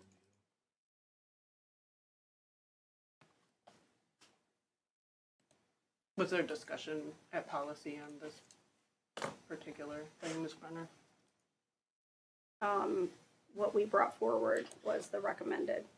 I didn't know if it was a controversy or anything at committee. Okay. There was discussion on it, but there wasn't a lot of controversy. I think it just comes down to whether you think changing the job description or tweaking it is okay or not okay. I mean, it's not a big controversy, it's an opinion. Any further discussion on administrative personnel other than the superintendent? So basically, this is less transparent, correct? It's taking away that ability to see. As I see it. I mean, that, everyone filters it through their own, but for me, that's why I vote no to say, previously, changes to the job description came back to the board, and now the superintendent would I want to emphasize that. have the ability. Any further discussion? Yeah, I just don't see how this is less transparent. I'll just give you a quick example. Last year, we had a position that was gonna happen, that they wanted to change the job description and reassign not reassign, that's not the appropriate word either. Yeah, reassign a person to that, I guess, not in a bad way, in a good way, to a job, but not the job that had been left. They wanted to take that job, reconstruct the job description for it, and then do it another way. And that ended up not happening. What they did is they ended up just leaving the job description as it was and assigning that person to that position. Because the oversight at the time didn't permit for the change of the job description without it coming back to the board. So the reconfiguration of the job, as we understood it at the time, was not something that was permissible based upon the fact that there was oversight at the time, as I understood it. And that's where I say in this scenario, we would have had a very different position than that was originally approved, and that is my concern going forward, is that we could have a job for chief cook and bottle washer that then becomes, a very different job at some point in time based upon potential changes. So anyway, that's all the discussion. I mean, wouldn't we still ultimately have to approve if we agree with that recommendation, right? Because if it's a transfer, that would come through personnel report. If it's a hire, right? I mean, we would still have the ability. Yeah, again, everyone can vote the way they want. I don't No, want I'm to just belabor the asking. point. They can hire the person and then just change what they're gonna do. What they did is, I'll be the first to admit, when I was in the central office, I had my job description changed 3 times. That people in here probably voted for at least once or twice. But it had to get voted. Basically, it just had to be voted on. It wasn't a major issue or anything like that, but it was transparent that my job description for 1 year was different than the next year and different than the year after that. And Not substantively in some cases, but that it is what It's it is. less checks and balances, less transparency. Well, and just to clarify, because I was at the policy committee meeting, we have 2 policies that are in conflict. This was in specific conflict with another policy which says the superintendent makes the job descriptions. It already is. And when the attorney interpreted the language here, he said the language in the policy is such that it is trying to prevent the administration from creating a new job without going through the board. So his opinion was the policies were not in conflict, but they weren't as clear as they could have been. So we looked to clarify the language so the policies matched. That was really what, that was really where the discussion was to try to make sure that there wasn't a misunderstanding between the two sets of policies. Well, and how I see it, folks, we hire professionals to run the school district. We hire professionals with degrees and certifications to run the school district. More so than I have, because I don't have any of those degrees and certifications to run the schools. So I do rely on the competence of our administrators, superintendents, to run the school and to implement changes when are needed. Obviously, we are gonna see those. They will come forth to us. I just don't see where there's that lack of transparency. We're gonna see the changes if they come forward. We've hired people to do the job. We're already into the weeds on this, to be honest with you. More so, to be honest with you, than what we should be spending as a board collectively. But again, folks, there is oversight, in my opinion. We are gonna see the changes. We have hired people to do the job that needs to be done here. It's not my job to go in there and start creating job descriptions. That's the least of my concern. That is not my role. Can I call That the is not vote? my expertise. Can I call for the vote? Excuse me? Well, I'm calling the question for the vote, and so that's all I'm saying. I hear exactly what you're saying, Jorge, and I respect it, and I think you will vote yes, and that is absolutely, absolutely fine. But as you said, we've spent a lot of time on this and many other things, so I'd like to call the vote. Can I say one more thing, Lisa? I don't know if that is permissible after I've called the vote. It's not. We've It's got to not. vote It's not. on whether or not now Okay. to call the question. So we vote on whether to call the question, and then we. Are we voting to call the vote? Are we making a motion to call the vote at this Yeah, time? Ms. She Whitcomb did. did, and Yep. she doesn't need a second. Okay. Okay, I'll withdraw So- it, I'll withdraw my call of the question. You guys finish what you wanna say, cause that'll just take longer. And I don't think any of us wanna continue to belabor any of these individually or collectively. So, Agreed. Jorge, you finish, you say whatever it is you need to say. I think anyone should be able to say what they want to say. We did a couple minutes ago. We all spoke, so yes, by all means, let them Great. talk. I was simply trying to honor what Jorge was saying, was that we'd spent way too much time on this already. So my intention was to say, you're right, we've spent too much time on this already, and so here's a mechanism through which we could cease spending that time. Not to silence anyone or not have anyone speak in any way, shape, or form, but simply to honor the fact that you said, we've already spent too much time on this. So that was. Perhaps the next time, and this goes with all board members, you respect your fellow board members and let them finish their comment before calling the vote. Now, having said that, again, I will go back to what I said previously. I am not the expert here in education. That's why we hire professionals to do so. I trust our administrators. I trust our superintendent to do the job that they were hired to do. Create job descriptions, of which I have no business creating. That is not my field. But we've had this policy for the last 6 years you've been on the board, and you never said boo. So it was fine then, but not fine now? Look, we're looking to streamline this tonight. Okay. Create some consistency. Any further discussion? Just takes more power away from the board. Okay, roll call, please. Mr. Herrera. Aye. Ms. Mayville. Aye. Mr. Booker. No. Mr. Zickert. No. Mrs. Whitcomb. No, Mrs. Hauk. Aye. Mrs. Brenner. Aye. Motion passed 4-0. Do I have a motion and a second to approve existing board policy of education, number 2 that we pulled, 5:30, as presented, hiring placement criteria? Excuse me, hiring process and criteria. So moved. Second? Member Mayville made a motion and Member Herrera seconded the motion to approve the existing Board of Education policy 5:30, hiring process and criteria as presented. Any discussion? I'll just reiterate what I said before. I won't go into all of it. I've said it in a previous meeting. I think that conditional hire is ill-advised. Any further discussion? Yeah, I'll be honest, I don't like conditional hire either. I think it's a bad practice, but I also think that I'm not gonna vote no because I hope it's the exception, not the rule. I hope it's a rare exception, and I don't want to thwart that rare exception when we really need it, but I hope it's a rare exception, not practice. Yeah, I agree with Matt, more from the potential ability for liability and issues like, we're talking about discipline, for example, and making that a priority, and I'd rather have a school get an assistant principal in so we could handle the safety in our schools than not fill it because we have to wait. Any further discussion? Okay, roll call, please. Ms. Mayville. Aye. Mr. Herrera. Aye. Mrs. Hauk. Aye. Mr. Bucher. No. Mr. Zickert. Aye. Mrs. Whitcomb. No. Mrs. Brenner. Aye. Motion passed 5-2.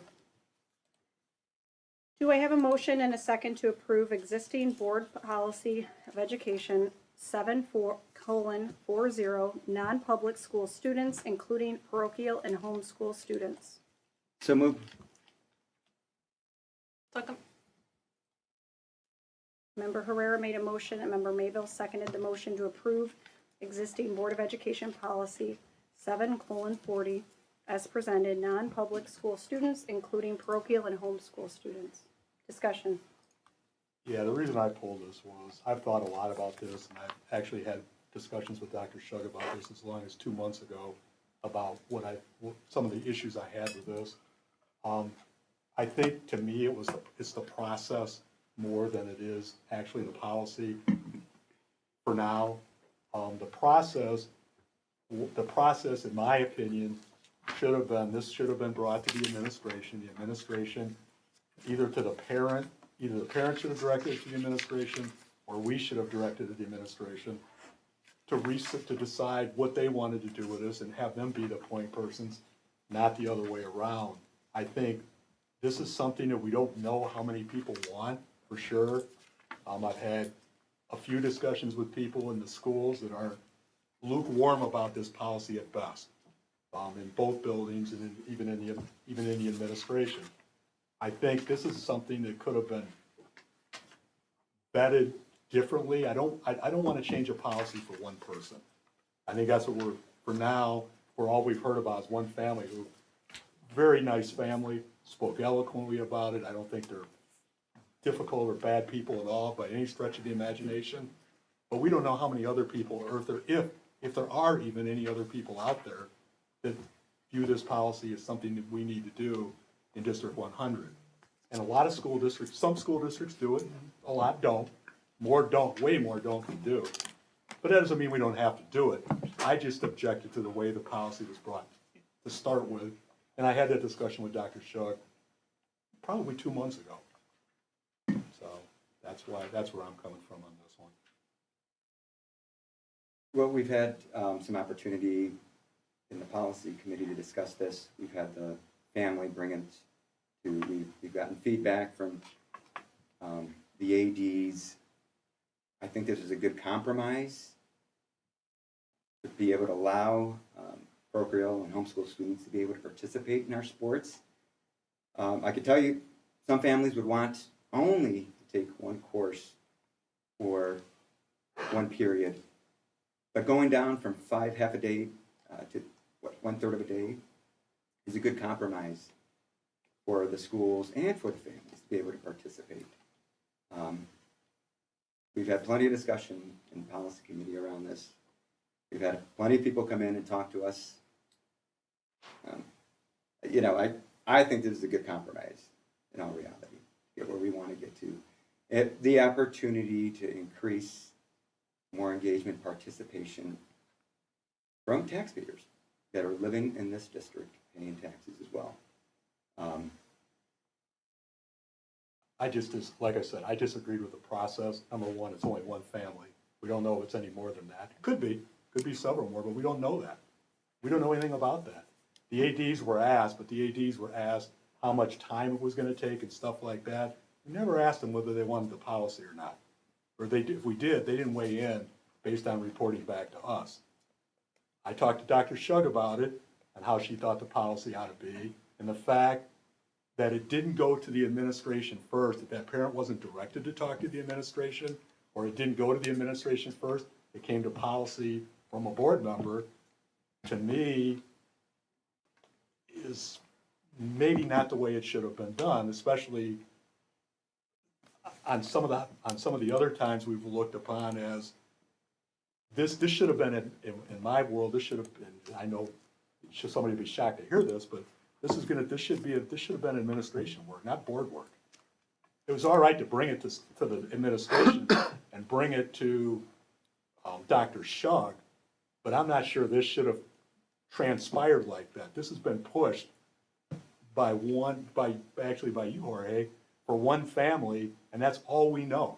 It's one family wants to have this, and they're a good family. I'm not necessarily against the policy, and I agree, if we want to adopt a policy like this, it is not a bad compromise. It's not what I'd like to see, but it's close. I mean, it's close. It's not that bad. I just think the precedent of us adopting a policy for one person, one group, brought by one person, without doing a lot of other research, whether we know anybody even wants this or not, is not, in my opinion, a good idea. But that's my opinion. Well, and there's been more than one family looking at this. But not that we ever heard from. Maybe not you, but that I have.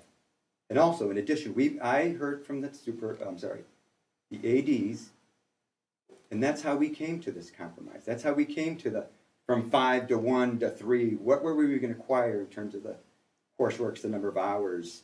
That came directly from that in terms of how we compromised that, Matt. Because that's what they were asked. But they were never asked whether they think it's a good idea to have a policy or not. I'm just saying, like, now I'm very confused on this, because A little bit too. when I talk to people in the buildings, and because it's again, not, I don't know how this affects everybody, right? And the answers I got was they were not for it.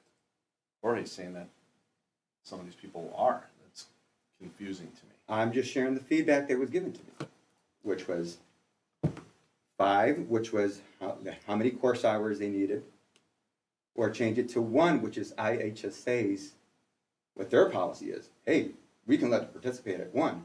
It's our district deciding where in between there. 1, 5. In this case, we came to a compromise of 3. That was the feedback that I received. That was the feedback that was discussed in policy committee. That is the feedback that is being brought forth. How many meetings was this discussed at? Probably at least 3.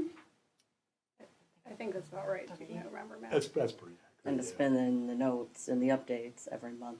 I'm confused on how anything was done wrong in the process, because I thought we just established that board members can put things on committee agendas, so I'm not following that train of thought. Am I Because missing something? When this first came out, there wasn't that policy, by the way, back then. When this first came out back in August, I believe it was. I think it was August. Jorge came with his proposal, and the parents came too, which is fine. I mean, I just think that this is something that hasn't even been researched, and I'm not sure the administration was real comfortable with how this came down either, because it does set a precedent for doing stuff like that. That if I decide I have something I want to do like that, or I got some parent that likes me, or I want to do a favor for, or something like that, I can bring it and be the champion for that too, without even seeing if anybody else in the community even cares that much one way or the other. I'm not saying eventually it shouldn't pass, but I mean, we're even getting it pushed now, and we will, I'm sure, to pass it now instead of waiting till later, because these guys want to play spring sports. That's why. That's another reason why it needs to go fast now, is because the impetus for the people that want it for spring sports. They don't want to wait till next year. So that's another reason we don't have time to do the due diligence and say, are there any other people that want this? I mean, we can't wait research anything else. We can't wait a month. Well, I mean, I remember talking about this policy at a board meeting. It wasn't the last board meeting because I wasn't here, so it would have had to have at least been September, and I almost think it was August. I asked Dr. Carson to talk to the ADs to see how they felt about it. So, and it's not true, I don't care about this policy at all. I frankly would go down to 1 class, because I think the more homeschooled students we get in front of mandated reporters is a good thing. But 3's fine, that's good. I think the administration has been talking about this for months. And Dr. Shug sits on the policy committee, and it's been discussed at policy committee a bunch. This is the second time it's been discussed at the board meeting.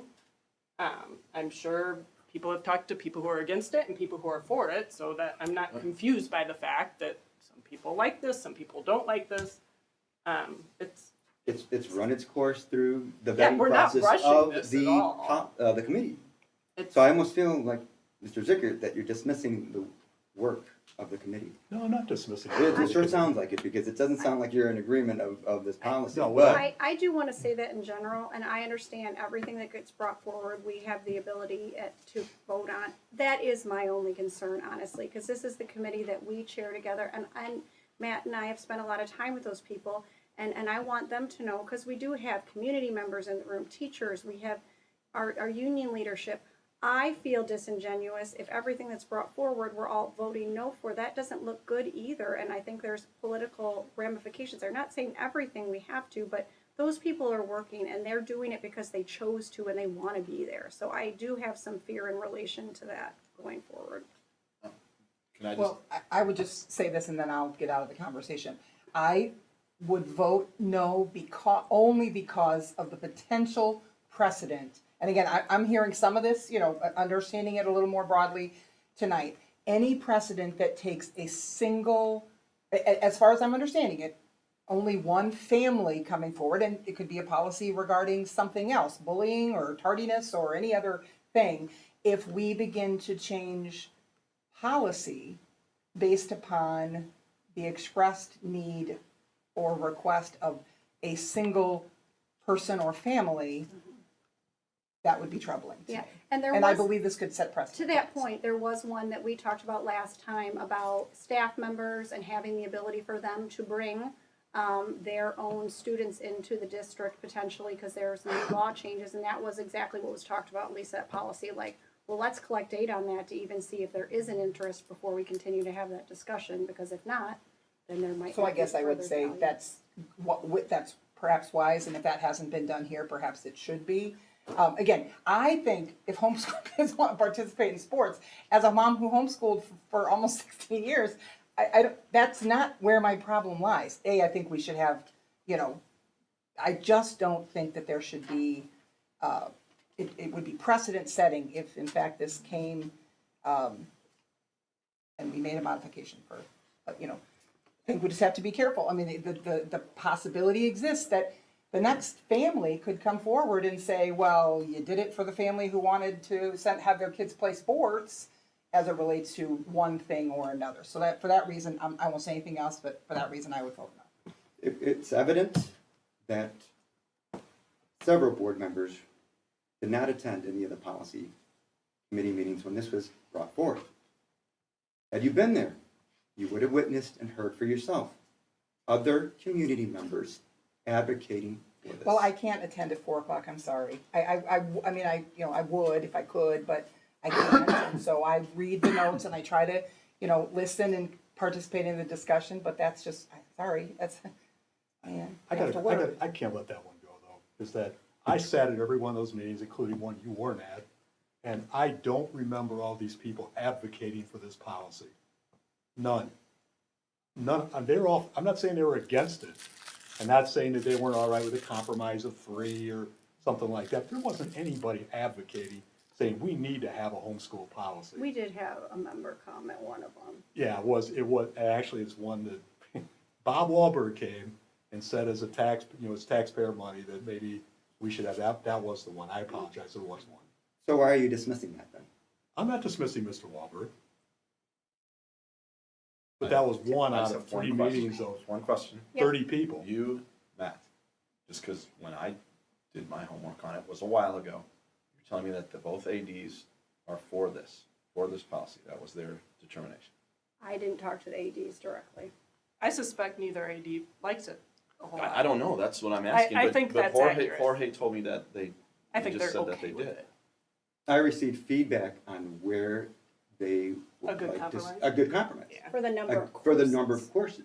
that they would Their take. opinion was, we would like to see the students in the schools more so they can be good role models for the other students. So they would like them there more than just one class period. But they One didn't class. weigh in, they didn't weigh in on whether they wanted it or not, or were for it or not, is that what you're saying? But just in fact, what the parameters should be if in fact it went forward. You guys are gonna do it, you gotta do this. If you're, okay. If that's what you're gonna do. Okay, just trying to clarify. I think I asked Mr. Carson to talk to the ADs about how much work this would involve, and so I assume he did that and Yeah, so we reported did back. discuss the work, and they did share the perspective that was previously stated, that they would prefer to have kids full-time in the schools to serve as role models and be part of the school culture. So they were more inclined to maintain the 5 classes that we had required. So they were more inclined to want the 5 classes as opposed to the compromise of 3. Well, that was their original position of where Gotcha. they were. Okay, But got it. yes, they Just felt that 3 is better than. That's what I'm saying, when we ask the Yeah. question, if we're gonna do it, what would you rather, how would you like to have it, what's your minimum? You're gonna answer differently than, do you want the policy or not? Correct. There's a huge difference between the Fair. two. That's fair. Okay. Yeah, but I don't think that's information that I don't have. Well, now, I mean, I appreciate that, clarifying everything. No, I Clarifying. knew it before, but it. Okay. Any further discussion? Okay, roll call, please. Oh, excuse me. Mr. Herrera. Aye. Ms. Maybell. Aye. Mrs. Hauk. Aye. Mr. Zickert. No. Mrs. Whitcomb. No, Mr. Booker. Well, they already have 4, so, I'm gonna say no. Mrs. Brenner. Aye. Motion passed 4-3. Do I have a motion and a second to approve the District 100 grading system as presented?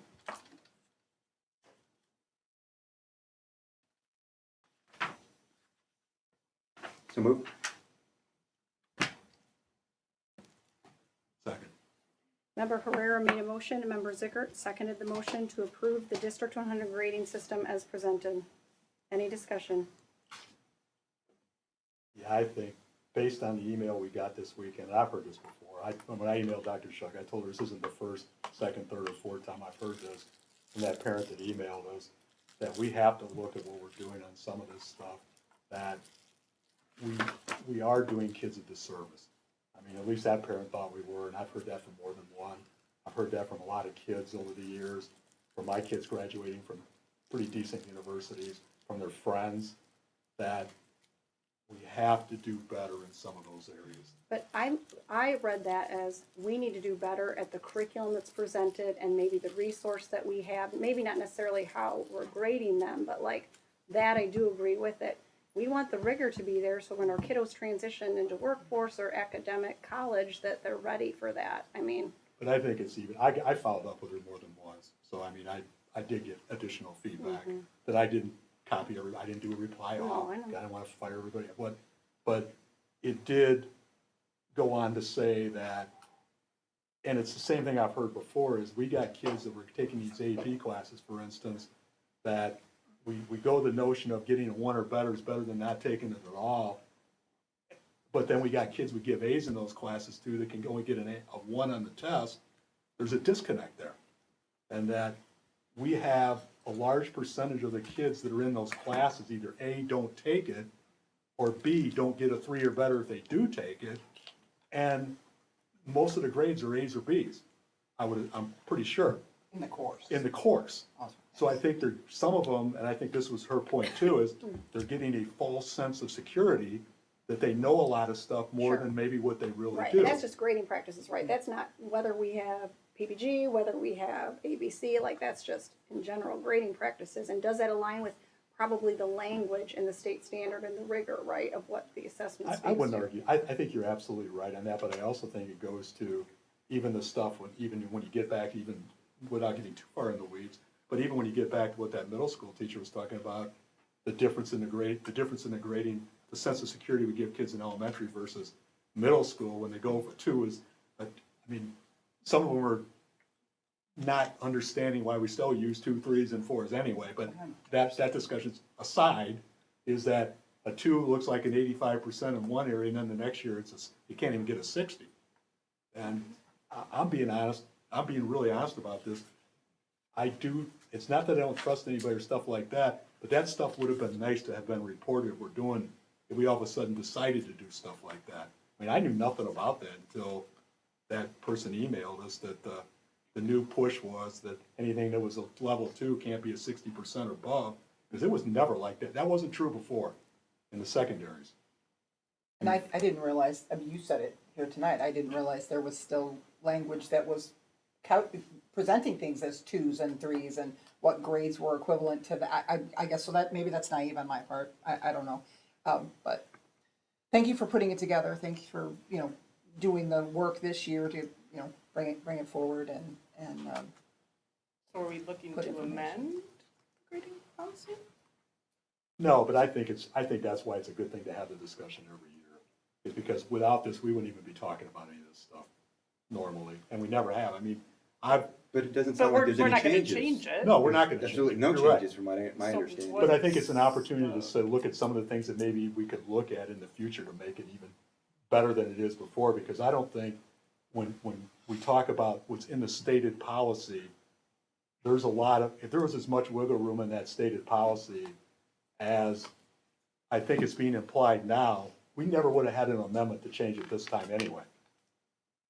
I don't think we would have, because then you could have just done, you can do it without having to change anything. Any further discussion? Okay, roll call, please. Mr. Herrera. Aye. Mr. Zickert. Aye. Ms. Mayville. No. Mrs. Hauk. Aye. Mr. Bucher. Aye. Mrs. Whitcomb. Aye. Mrs. Brenner. Aye. Motion passed, 6-1. Do I have a motion to approve the 2023-2024 administrative contract for 10-month Administrator Heather Nelson for Lincoln Elementary School as presented? Second. Member Mayville made a motion and Member Herrera seconded the motion to approve the 2023-24 administrative contract for 10-month Administrator Heather Nelson for Lincoln Elementary School as presented. Discussion? Do we have Is she Heather here tonight? Nelson here tonight? Any further discussion? I was looking around like it was the other Heather Nelson. That's what I was thinking when I saw it at first. Where's my shot gator at? Now we're gonna have two. We're gonna have two, those emails are tricky. All right, roll call, please. Ms. Mayville. Aye. Mr. Herrera. Aye. Mrs. Hauk. Aye. Mr. Bucher. Aye. Mr. Zickert. Aye. Mrs. Whitcomb. Aye. Mrs. Brenner. Aye. Motion passed 7-0. Do I have a motion to approve the MOA for the psych program and lane movement as presented? So move. Second. Member Herrera made a motion and Member Hauk seconded the motion to approve the MOA for the psych program and lane movement as presented. Any discussion? I'd like to say I'm really excited about this opportunity for our staff members. I think anytime we can create a mechanism to keep our people with us and to further their skills and to fill our unfilled vacancies is a good thing. So I'm just really excited about this opportunity for our staff. I would agree, and I also think in the future that we have to look at, we have really hard to fill positions too, we have to look at maybe hiring them as outsourcing them instead of hiring them on the school staff, because we need them, not because, I mean, then we're not as constrained in how we can reimburse them. Because there might be sometimes where even this doesn't work. Sure. I think we've had, in my experience as an administrator here, some mixed reviews on sometimes the folks that we brought in. It was sometimes a little questionable in my experience, but yes, I think anything to fill vacancies right so it doesn't create a workload situation for staff is a positive. Any further discussion? Roll call, please. Mr. Herrera. Aye. Mrs. Hauk. Aye. Mrs. Whitcomb. Aye. Mr. Zickert. Aye. Mr. Bucher. Aye. Ms. Mayville. Aye. Mrs. Brenner. Aye. Motion passed 7-0. Do I have a motion to approve the MOU for the best retention bonus language as presented? So move. Second. Who am I going with? Okay. Member Herrera made a motion and Member Mayville seconded the motion to approve the MOU for the best retention bonus language as presented. Any discussion? Yeah, I think the only thing I had, and I brought this up at the policy meeting or whatever, in the personnel meeting, I'm sorry, the personnel part of the policy meeting, is that I think we need to really make sure that we're okay doing this, because we do have at least two people that I know of that could have gotten this bonus because they weren't paras in the district, but they were longtime employees of the district, that the language before, you could very easily read it, and probably should read it, is they should have gotten a retention bonus up till now. Yeah. So I just want to, and I'm fine with doing it this way, I'm not against it at all. I just want to make sure that we may not get in trouble later, for at least those two people, that we didn't pay it up till Yeah, now. I think the intent in the negotiation discussions was what, is presented now here, but I think it obviously is an issue. But I'm not sure, I'm just not sure intent will cut it if they legally challenged it. Because that's not what the wording said. But if everybody, we're all fine with it, then, I'm just trying to look out. I think this is the way it should be. Sure. I'm just worried that I want to make sure we're covered for what we did before. Any further discussion? Roll call. Mr. Herrera. Aye. Ms. Mayville. Aye. Mr. Booker. Aye. Mrs. Whitcomb. Aye. Mrs. Hauk. Aye. Mr. Zickert. Aye. Mrs. Brunner. Aye. Motion passed 7-0. Do I have a motion to approve the special education review of programs as presented? So moved. Member Herrera made a motion and Member Mayville seconded the motion to approve the special education review of programs as presented. Discussion? Roll call. Wait a minute, Oh, I'm sorry. sorry, my fault. I apologize. I was flipping the page. Sped. Gotta be quicker. SPED education review. I just think that when we look at this thing, we're doing the special education review for a reason. There's a reason we're doing this. I think to have somebody independent of the special ed department as a go-between between the agency and this wouldn't be a bad idea. I think that to me, it's not a conflict. I think it's a better optic, in my opinion. I'm not following, I'm sorry, Matt, I'm not following. I have something to say, but I'm not sure, I understood what you just said, I'm sorry. Well, the point that from what I read when we were doing this proposal, I don't learn how to speak, I apologize. The point person for the district is somebody intimately involved in the special ed department that we're reviewing. Okay, so Which- that is the same concern I had, okay.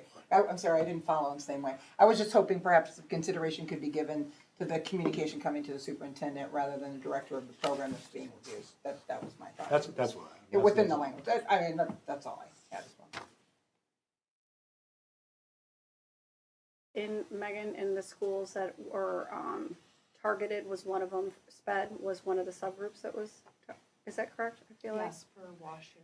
Okay, so for that purpose, I'm excited that we're gonna do this because ultimately we need to do Yeah, something and we don't wanna I go agree. down in our targeted status to the lower, and then that'll be a lot more work of the board amongst others, so for that reason, I'm excited about having this work looked at. Any further discussion? Okay, roll call. Mr. Herrera. Aye. Ms. Mayville. Aye. Mrs. Whitcomb. Aye. Mr. Zickert. Aye. Mr. Booker. Aye. Mrs. Hauk. Aye. Mrs. Brunner. Aye, motion passed 7-0. Do I have a motion to approve the robotic paint machine for athletics as presented? So moved. Second. Member Herrera made a motion and Member Mayville seconded the motion to approve the robotic paint machine for athletics as presented. Discussion? Roll call? Mr. Herrera. Aye. Ms. Mayville. Aye. Mr. Zickert. Aye. Mrs. Whitcomb. Aye. Mr. Booker. Aye. Mrs. Hauk. Aye. Mrs. Brunner. Aye, motion passed 7-0. Do I have a motion to approve the driver's education vehicle purchase as presented? So moved. Second. Mayville. Booker. Thank you. Member Mayville made a motion and Member Booker seconded the motion to approve the driver's ed vehicle purchase as presented. Discussion? Roll call. Ms. Yeah. Mayville. Forget it. Go ahead, keep going. Listen. Go ahead, Mr. Zickert, No, I'm sorry. I'm just glad we decided to go out and explore other vendors because we saved money. I think that turned out to be a good idea. And I'm not thrilled with having a spare car necessarily, because there's a lot of other costs that go along with that, but not enough that I can't live with. I'll just be quick because I know we want to get going. But I thank Mr. Winters, and we kind of created a partnership with them, and they're going to do maintenance on some of our vehicles. I think it was a win. Yeah. That's Help good. buffer some of those costs of the maintenance going Any further discussion? Okay, roll call, please. Ms. Mayville. Aye. Mr. Booker. Aye. Mrs. Hauk. Aye. Mr. Herrera. Aye. Mr. Zickert. Aye. Mrs. Whitcomb. No. And Mrs. Brenner. Aye. Motion passed 6-1. Do I have a motion to approve the maintenance grant roof project as presented? So moved. Second. Member Herrera made a motion and Member Mayville seconded the motion to approve the maintenance grant roof project as presented. Discussion? Roll call, please. Mr. Herrera. Aye. Ms. Mayville. Aye. Mr. Zickert. Aye. Mr. Booker. Aye. Mrs. Hauk. Aye. Mrs. Whitcomb. Aye. Mrs. Brenner. Aye. Motion passed 7-0.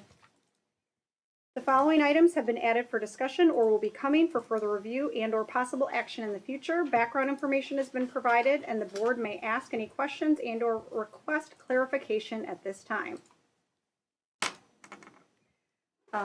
As I alluded to earlier, you'll see the committee meetings template that the committee worked on, and I filled out one of the notes in use of that.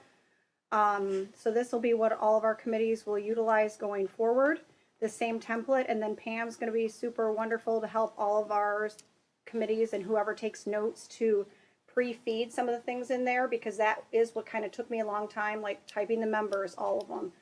So she'll have that in there already, and/or like on the left-hand side where you can see where I had to put the agenda items, she'll pre-feed that in there for whoever takes the committee notes at each committee. So that part will be in there for you. And then again, like I was talking about before, where you can see the other matters part at the bottom. So if it's something we can't attend to, then we'll come back in relation to further discussion and/or added to those committee agendas if needed. But then you can see again, what were the discussion notes, what were the next steps, etc. Any questions for Matt or I in relation to that?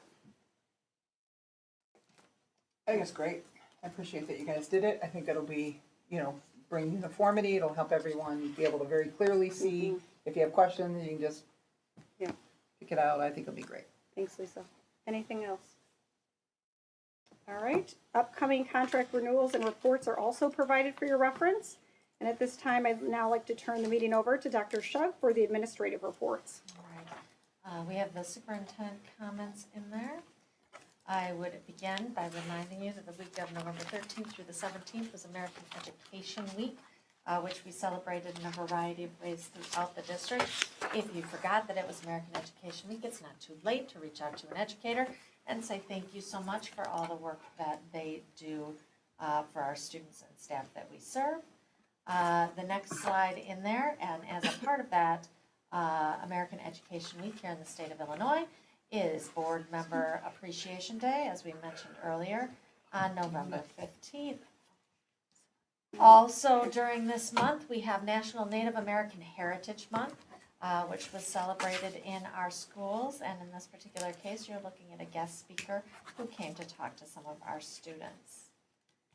As was also mentioned, I think, by Board Member Herrera, the Boone County Community Foundation granted our BHS Music Boosters $3,715. Very exciting and a wonderful morning. That was indeed. If you have the opportunity to attend that breakfast, I really recommend it. Really fantastic things that are going on in our community, and great to see those supported by the foundation. We had our Best Buddies, which is a pairing of some of our students with IEPs with some of our high school students who had a lock-in that was tremendously successful and very positive this past month as well. We honored our veterans across District 100. There were assemblies, guest speakers, and a huge variety of events that took place. Really, really fantastic to hear, and so much positive feedback from our veterans and community members on how fantastic those events were. We also had Dia de los Muertos, which was celebrated across our schools in November, and White Cane Awareness Day. So lots of different recognitions throughout our district. I think really speaks to our celebration of diversity in our schools. It was really nice to see. Opera for the Young. This was something founded by the Charitable Foundation here in Watertown. and was brought to our schools. Our elementaries across the district had the opportunity to experience opera, Beauty and the Beast specifically, and again, really, really fun opportunity. I wanted to give you a very brief strategic plan update. I want to add this to my regular comments because I know that we have a lot of things going on, some of which are coming through various committees, but I just want to kind of keep it all together for you here so you can ask me any questions and make sure I'm giving you the information you need.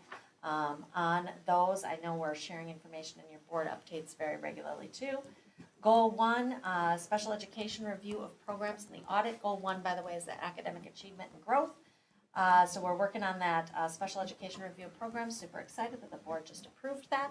So we'll be moving forward with that with a plan to present recommendations to the board in March.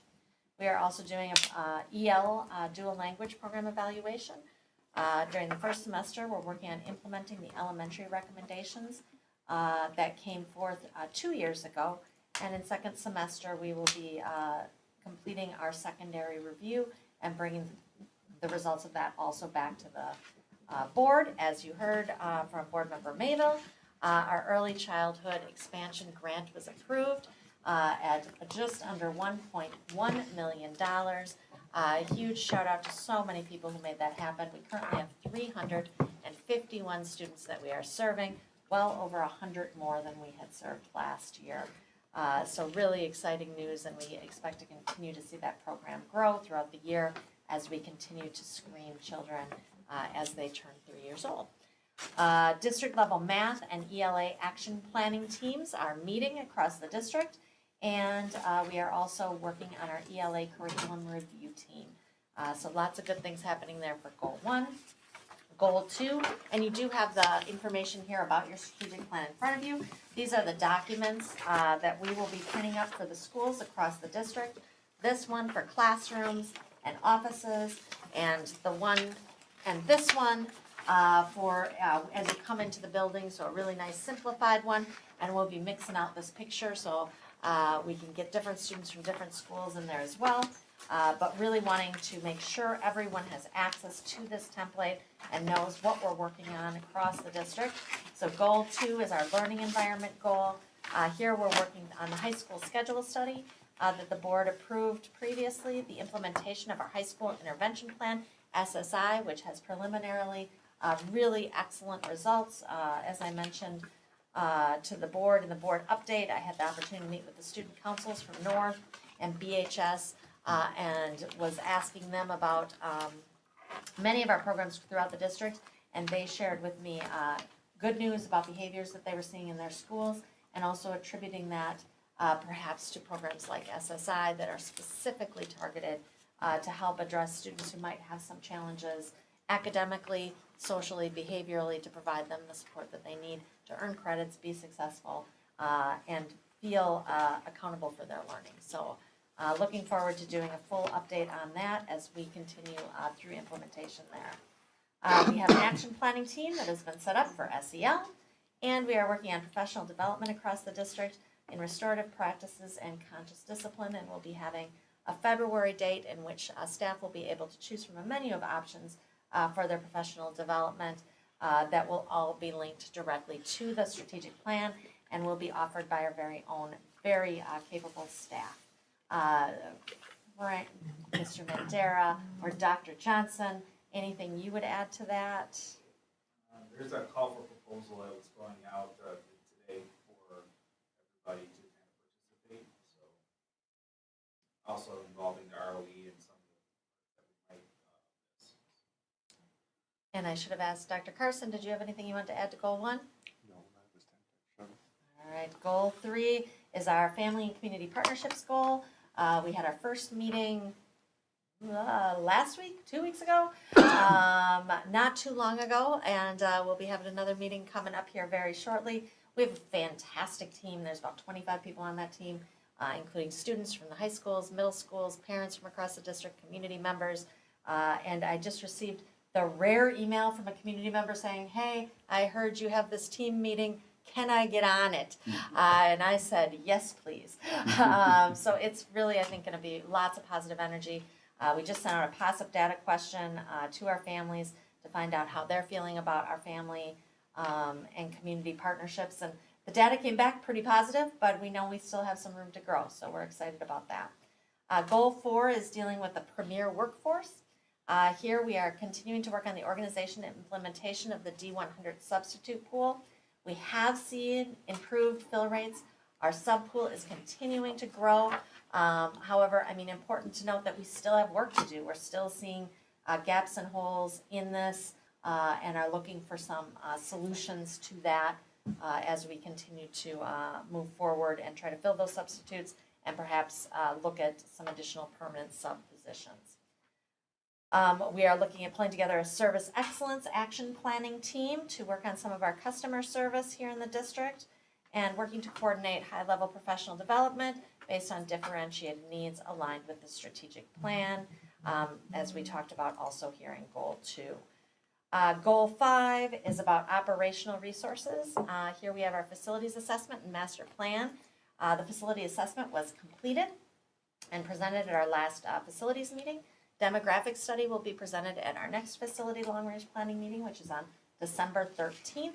We do have those preliminary results back, and then we are hoping to have some real action on our master facilities plan coming in January, where we'll have that third workshop team meeting. We did push that back because we wanted the demographic data before we started considering options. Working on a tech and cybersecurity plan, an emergency readiness plan, and we also have put together a post-ESSER planning team. The results of that committee's work will be presented to the board in March as well. Oh, look at, I have double thank yous on this one. Thank you, and also the thank you from last month. We'll show that because that's Mr. Herrera's, Mr. Herrera's daughter. So, all right. Any questions or feedback on superintendent comments? When are we gonna see the preliminary action plan stuff for the strategic plan? I mean, I know we hired an outside company, which I said before I wasn't thrilled with, but now that we did it, when are we gonna start? Because this stuff doesn't mean anything until we see the action plan. That's where the rubber hits the road, so to speak. So what is happening now is that we are creating those action plans from each of these different action planning teams that are pulled together, and all of those will come to the board. So for example, you will see in March, I have to go back in here. In May, you'll see the action planning team work from family and community partnerships for board approval. You will see in March what comes out of the special education action review, which will be the actions that are going to be recommended for moving forward. So each one of those goals will have different dates that they'll be bringing items forward. I guess I was more, I'm interested in all of them, it's not that, but yeah. looking at the logistical point of view of it, I'm more interested in 1 and 2 for now. Sure. Because if we don't get 1 and 2 done, we're looking at another year. Yep, absolutely. And then we're another year behind. Well, and with like this, at least for the schools like we talked about at policy for status, right, the ones that are targeted, there will have to be something that we're looking at that's coming forward as a part of the school improvement plans, at least in those will be more timely. Yeah. No, I agree, but we also did talk in policy that most people don't even know. I mean, I'm fine with the designations, but if you ask very many people at this table what they are, nobody would know what the criteria Yeah, so is. that's what we'll see next month, And then right? we gotta have something like that too. Yeah. And we will see those next month in more detail. That'll give you a lot of really good concrete data on where we are as a district, where we've improved, where we have some areas we need to improve, and how we compare with our benchmark districts, which are those districts that demographically look most like us across the state. Good questions, Matt. Anyone else questions on the superintendent comments? This is stuff we're supposed to still on kindergarten follow-up and. No, we're not there We're yet, not but there yet. almost. We're I'll getting wait. close. I'll wait. I just wanna make sure. I didn't want to, I wanted to make sure because I didn't want to. We have not missed it. I don't want to jump in and act like I'm slow again. It's too many times. I was just going too fast. No, I was slow. It's my fault. I think you both did a wonderful job. All right, anything else though on the superintendent comments? All right, first reading of the levy. Ms. Armstrong, anything you wanted to add there? No, I just really wanted to highlight again, these are preliminary. There are some significant increases on the estimate from the county on EAV values, which of course that is determined by the assessor, not by the district. So as house values and home values are going up. That creates that increase in assessed value. They're predicting about an 8.86% increase on assessed values. The bigger component is they were estimating 9.59 million in new property coming in. So we are a tax cap district at the 5%. However, we will be once again asking to abate the taxes from the sales tax. I would like to, again, as I did last year, commend this board and the prior boards for implementing and authorizing that county sales tax for facilities. To date, as of October, we have received over $25.5 million in revenue from that has been directly and wholly abating the debt service taxes. To date, with the estimated abatement that I am projecting for the FY23 of $3.8 million abating next year, we will have abated $26.96 million on debt service. So taking that projected original first reading of the levy, without the abatement, we would be looking at probably a 6.48% tax levy total, dropping that down to 5.33, which would at this point require us to have our truth in taxation hearing. That's already being planned, but I'm going to really look at those new properties and do a little more talking with the county on where we are to see anything over 5%, we would have that truth in taxation hearing. Our driver right now is that new property, is that we've got to be able to capture that. That's a one-time property. But again, we are abating 2.06% again in our debt service. So these are the preliminaries. This won't be final. We will have a final at the truth and taxation hearing and the budget, the levy adoption at the December 18th meeting. I think the only quick thing I'd say is that tax abatement was a good thing because, I mean, I was around when we did that, was that the way they funded the bonds when they built North, without that, wouldn't have been a good thing. People would have been outraged, I think. Based on our assessor, I know the assessor does it, but having seen what my assessment was and seen how much my taxes will go up, when they get that tax bill in May, they're not gonna care who the assessor is. Right. They're gonna look at the person getting 70% of that, and that's D100. I mean, it's So, unfortunate, but, yeah. and I know it's not saying it's fair, but it's Right. reality. No. And then when they see that number, it's gonna be, people aren't gonna be happy. Right. Some will be smile and say, it's not a big deal. Yeah. Others might be. No, and I think I will say that's where our board and our strategic plan and our commitment to academic achievement and making this a district of choice is, of course, one of our biggest components, is that we want to be this district of choice and that our community supports our schools. We have a great community that has done that, and I do understand fully that we are the highest taxing entity.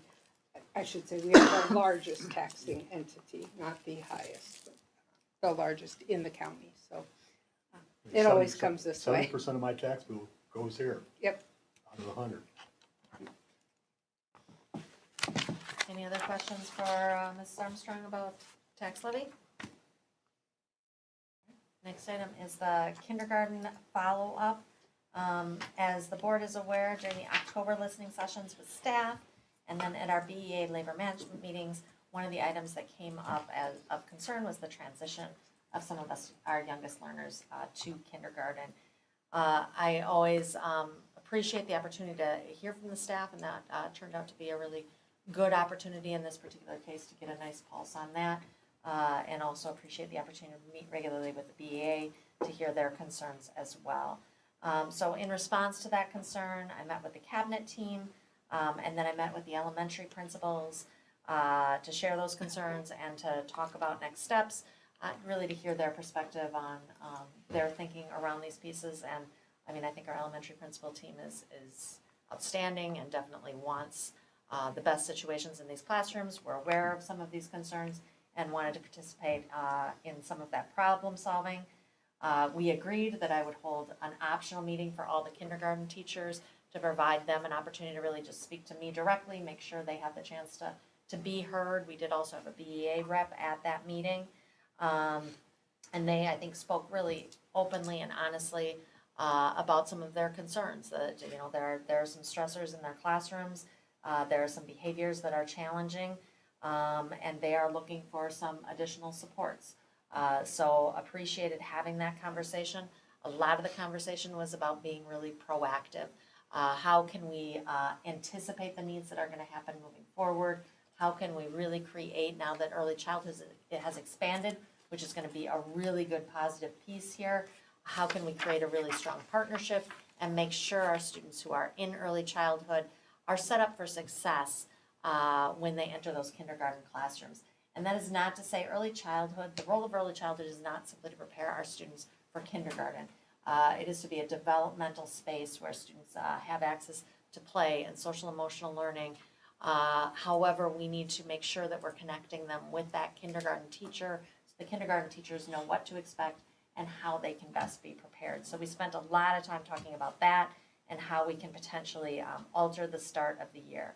We also did some problem solving on some of the immediate things that we thought that we could do to address immediate concerns that were in the classroom.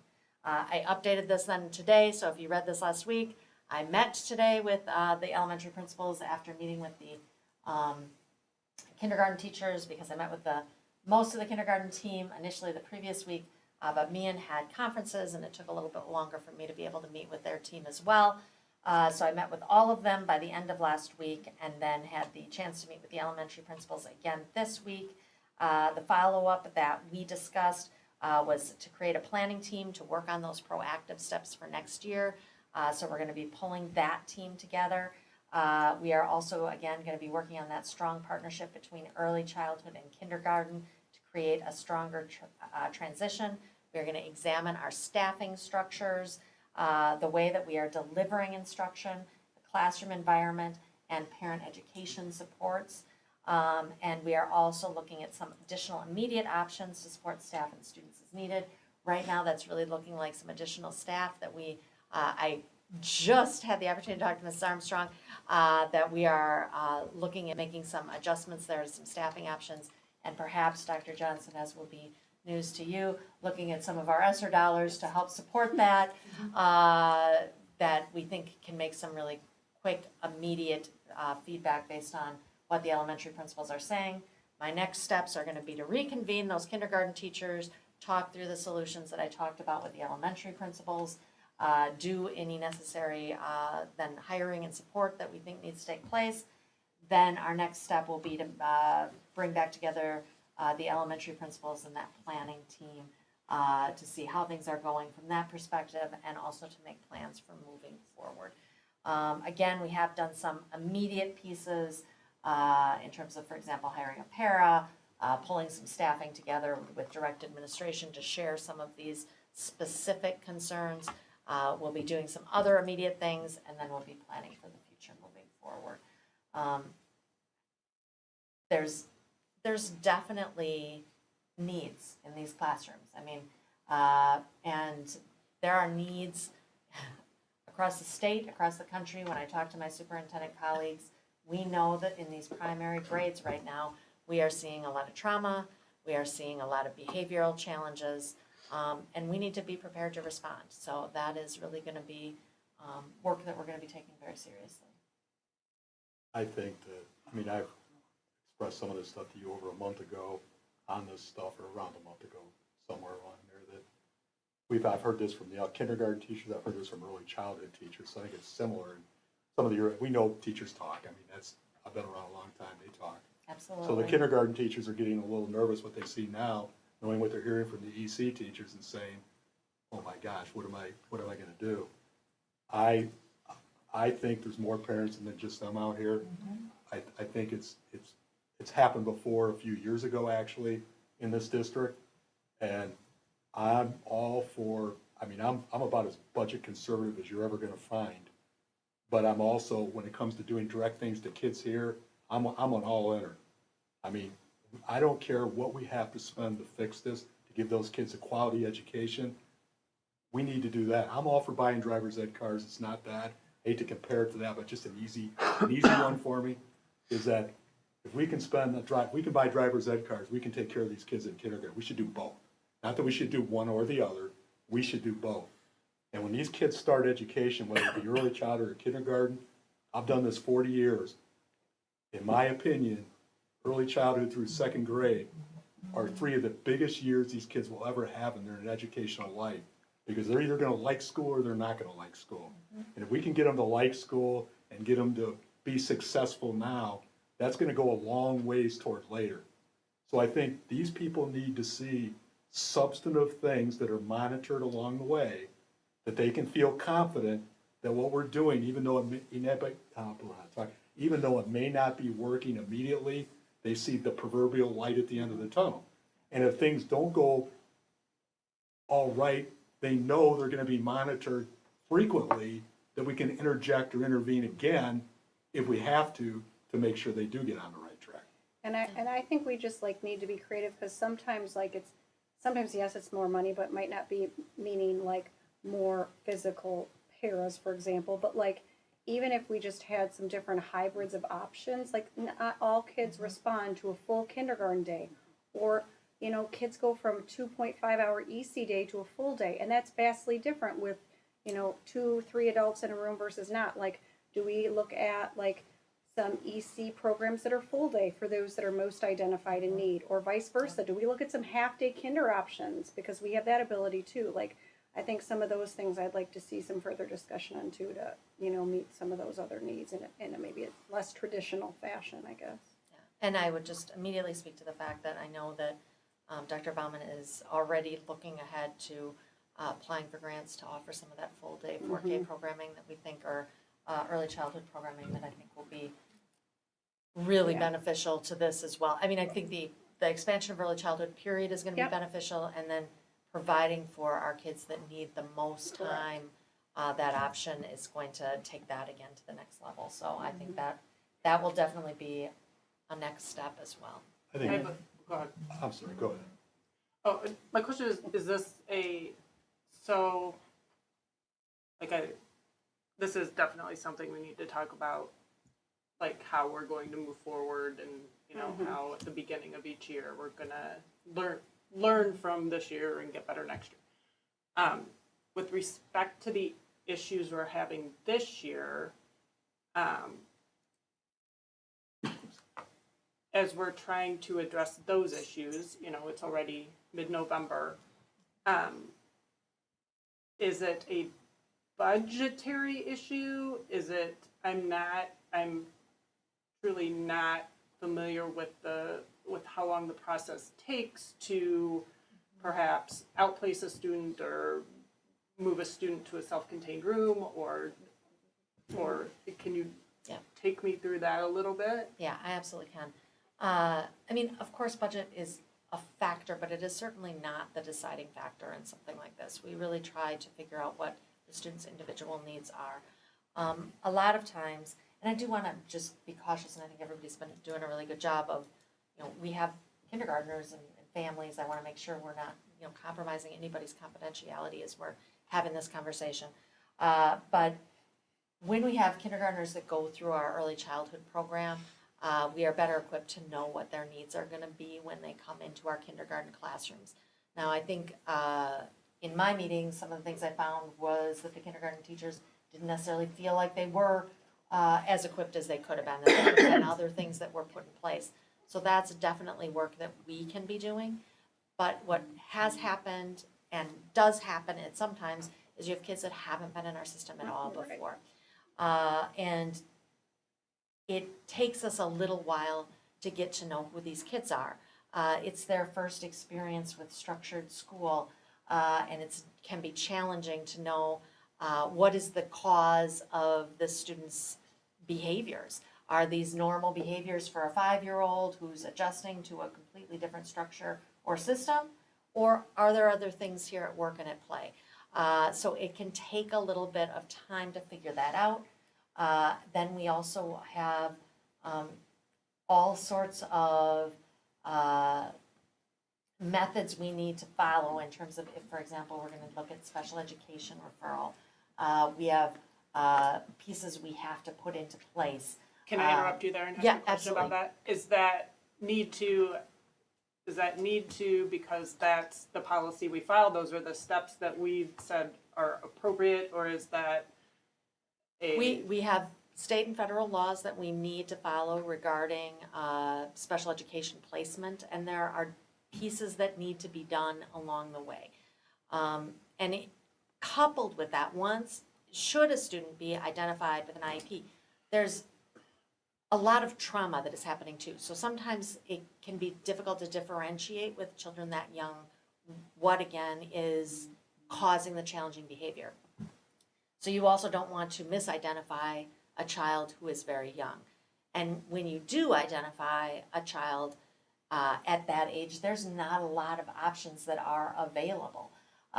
If you have a student at the middle school or the high school level, it can be challenging to find an out-of-district placement. There just aren't a ton of places available that have the systems in place to support those kids. But we do have children who are placed out of district, to the number of 65 at this time. However, when you're talking about 5 and 6-year-olds, there aren't as many options available. We do have programs within our district to serve students. So we have an ABC program that serves students with some behavioral challenges. We have a SEEDS program, which serves our elementary students who have some emotional behavioral challenges. And I can look out here at Ms. Montalbano Owen and Ms. McCormick. Anything you would add to? Oh, yes, thank you. We also have social workers, psychologists, OTs, PTs, all wrapping support around in classrooms, out of classrooms, trying to build different ways of it. Something's not working, the team gets back together, sits down, adds more support or different. And so their data needs to be collected, some time needs to be taken to make sure that we're following the proper state and federal laws to meet the needs of all the children involved. Go ahead. Families have to be involved in those processes. Yeah. But we are obligated to provide a safe environment for everybody, for our students with challenges and our students without challenges. And when that's not happening, you know, we have things that, like parents who are upset, and we have teachers who are stressed, and we need to make sure that we're working to find solutions to address that and to respond to that as quickly as we possibly can. So to that point, this is my number one concern in the district. I think you know that. We've had lengthy conversations about it. So whatever it is you need from me, you've got it. I just want our staff and our students and our families feeling safe in our schools. Whatever we need to do, we just need to do it. And I think that's why, I know we've had a lot of discussions, and you even sent us stuff today from Dr. Carson, like, that's why I think also, like, getting a well thought out code of conduct in place is super critical, so we do have recourse for when there are kids, whether they're identified or not, that we have some common ways that we're handling those to ensure the safety, so I'm happy to see that's continuing to be a focus too in relation to what Holly was And thank you for jumping on it as quickly as you did when we shared, our concerns. Yeah. And I know it's never feels quick enough, and it's a long process, and we want people to feel safe right away. Like I said, based on my meeting this morning and my follow-up conversation with Ms. Armstrong, and your support for some of those financial pieces, we will get some of those pieces in place and positions probably posted as soon as tomorrow.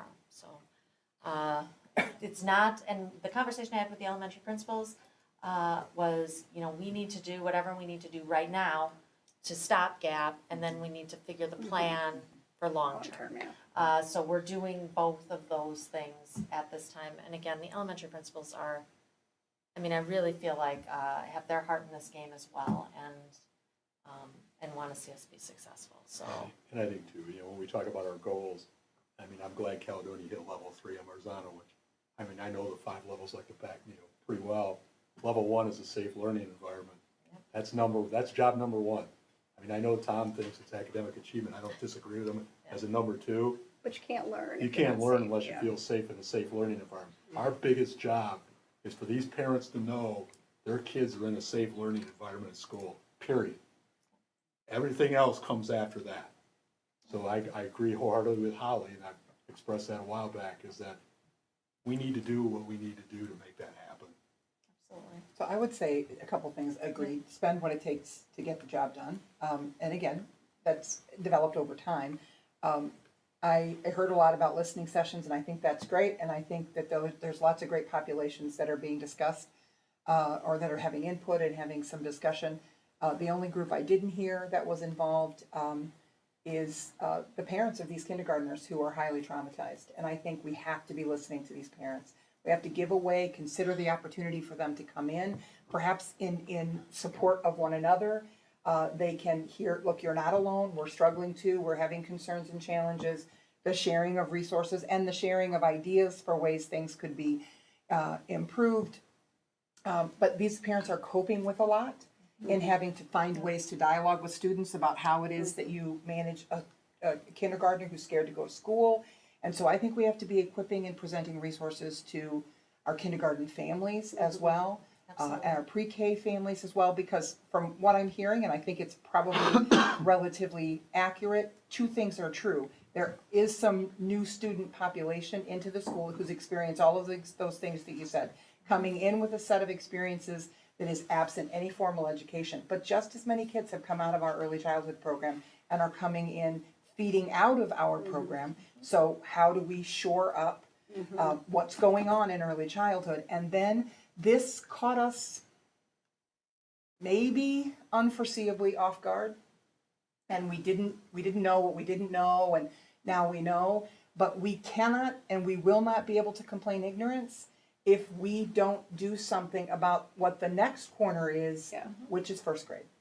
Yeah. What are we going to do about these kindergartners that are going to come out and we're not going to be able to solve all these problems? And now we've taken kids who've been in a classroom for kindergarten, and now we want to duplicate that process for them in first grade and have very little fences in place, very little programming. We have to be duly looking at how we deal with the immediate, how we plan better for kindergarten, and how we prepare, because the teachers I'm hearing from most at this point in time are first and second grade teachers who are saying, trust me, we understand what's coming out of kindergarten, and we're not hearing from anybody. We're not hearing anybody asking us how we feel about or what our thoughts are on how to make transition less traumatic from kindergarten to first grade than it was pre-K to kindergarten. And so it's great to hear universally board members saying, spend whatever it takes and do whatever it takes. But that's all just platitude and lip service if we are not planning for how to better prepare kids in the preschools that we have and to continue to expand it, and how we prepare to take what has been a very difficult and traumatic year and not duplicate that for these families and these students in first grade. Yeah, I really super accurate reflections.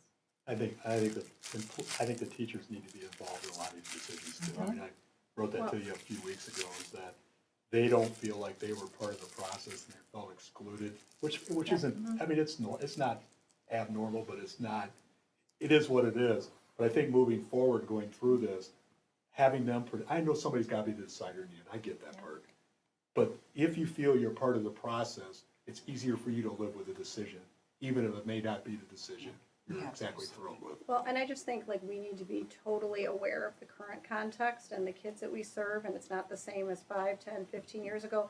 And like I'd even like to see, as far as future planning, like I'd like to see in kindergarten, we look at some class size, like arbitrary 25 doesn't mean we're serving the same 25 kids that we had before. So like, to me, that's another piece. Or maybe it's not blanket across schools, because I'm sorry, there are some schools in our district that serve a different population, whether it be referral data, et cetera. So like, I think those could be, like Lisa was referring to, some other long-term explorers in collaboration with the teachers in the union that would be good That's the moves for only us to thing I look think we at. have to be sure is that, you know, we can all accept universal understanding of, gosh, we didn't see it coming.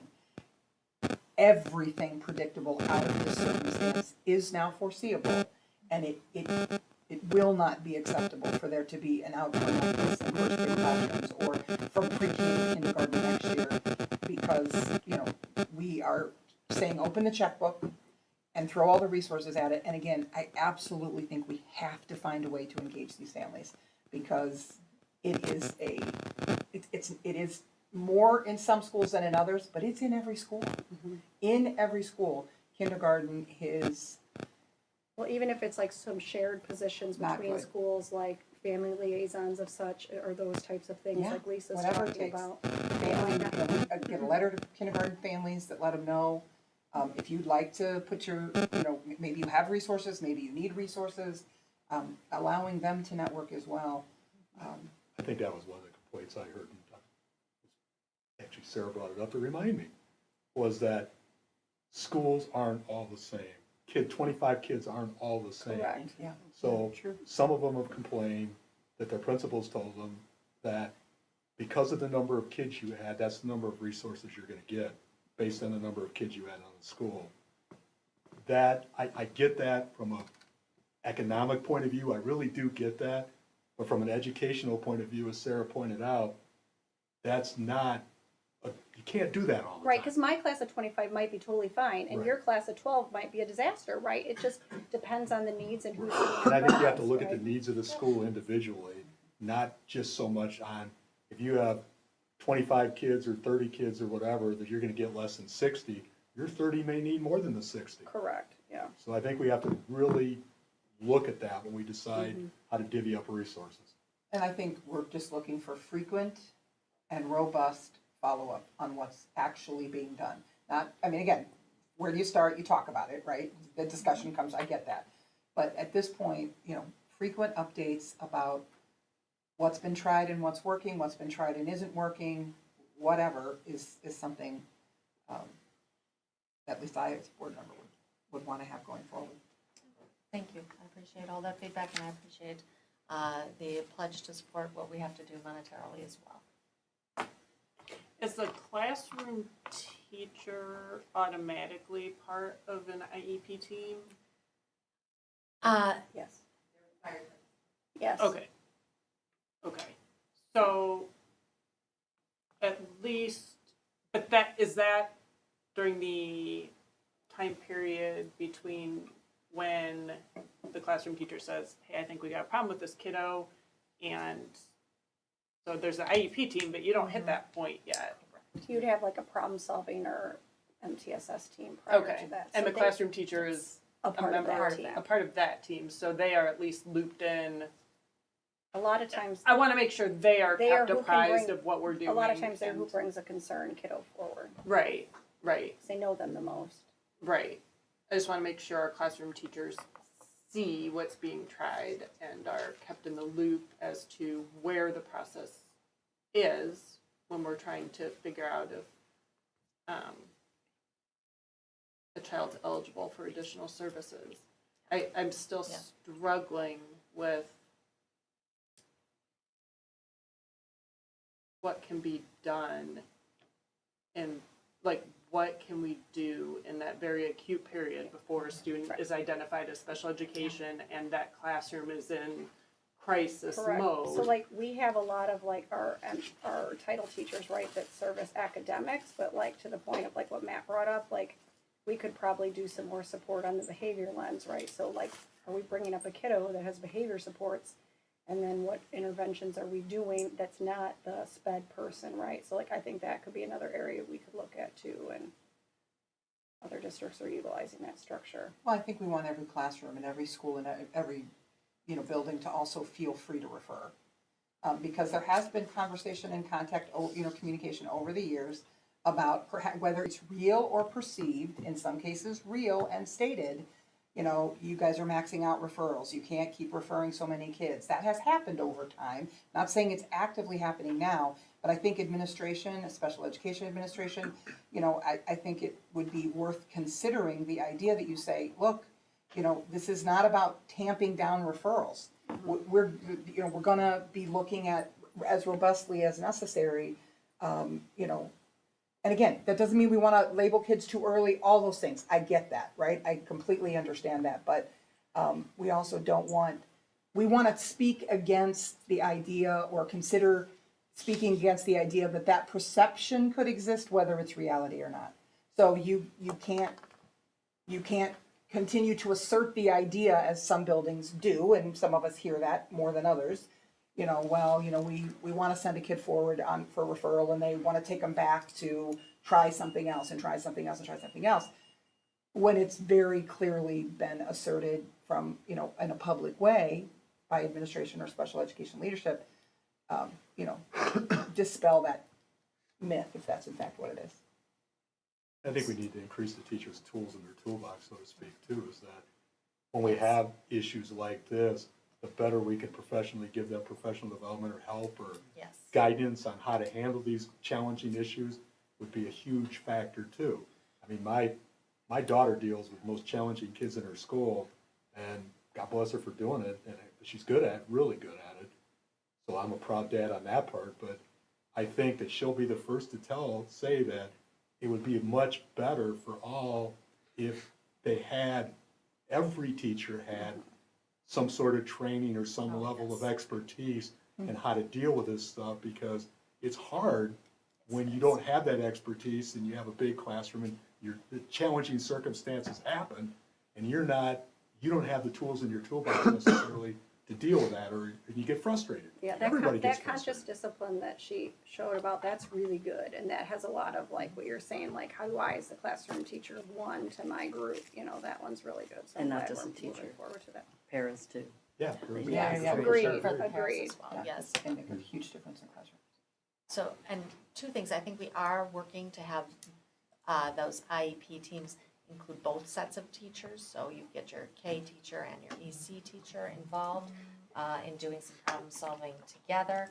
And yes, I think PD is going to be a huge part of what we need to provide for our paras as well as for our teachers to help them be effective. But I am very confident that we'll get a good plan in place. I'm very confident we have fantastic teachers and that we want to see them be able to be successful. So I certainly appreciate your support.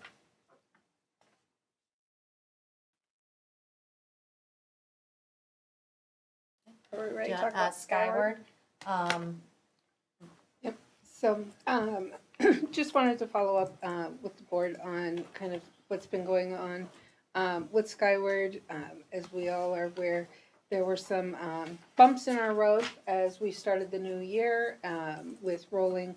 It's one thing to migrate data over as it is and continue status quo, and then start the new year with rolling new contracts and new positions that weren't necessarily existing in that platform, and everybody learning in that process.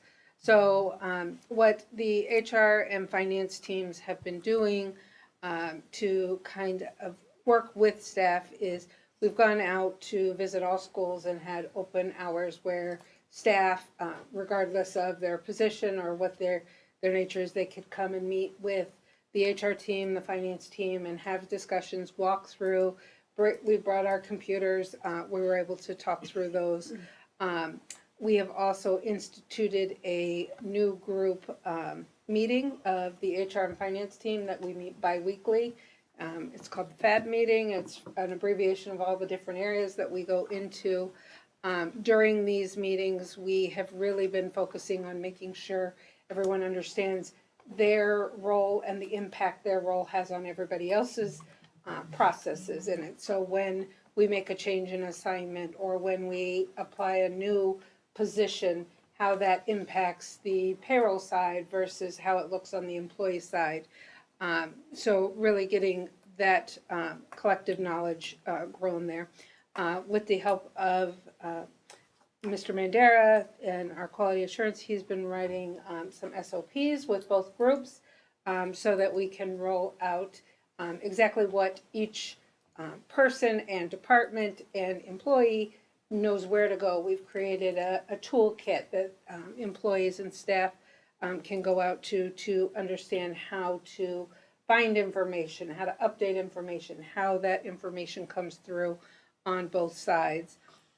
We, as the administration, Dr. Ady and I have both been meeting regularly with all the union groups, going over and trying to address those those situations. Every time we seemed at the beginning to get one under control, something else would come out. I do believe that after the last 3 payrolls, we have seen a significant drop in situations. We've been doing a lot more very robust communications out to staff, trying to get that knowledge out.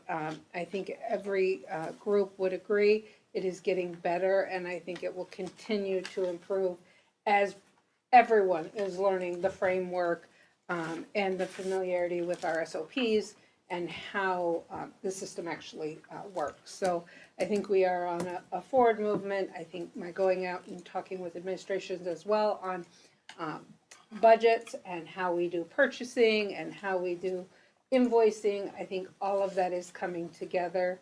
Whenever you roll out a new system, it's always going to have its bumps and bruises, and we definitely went through those, and I think we are still going to encounter some speed bumps here or there, but we're much more prepared for them now. I mean, I've talked about this since September. This is my two plus years on the board.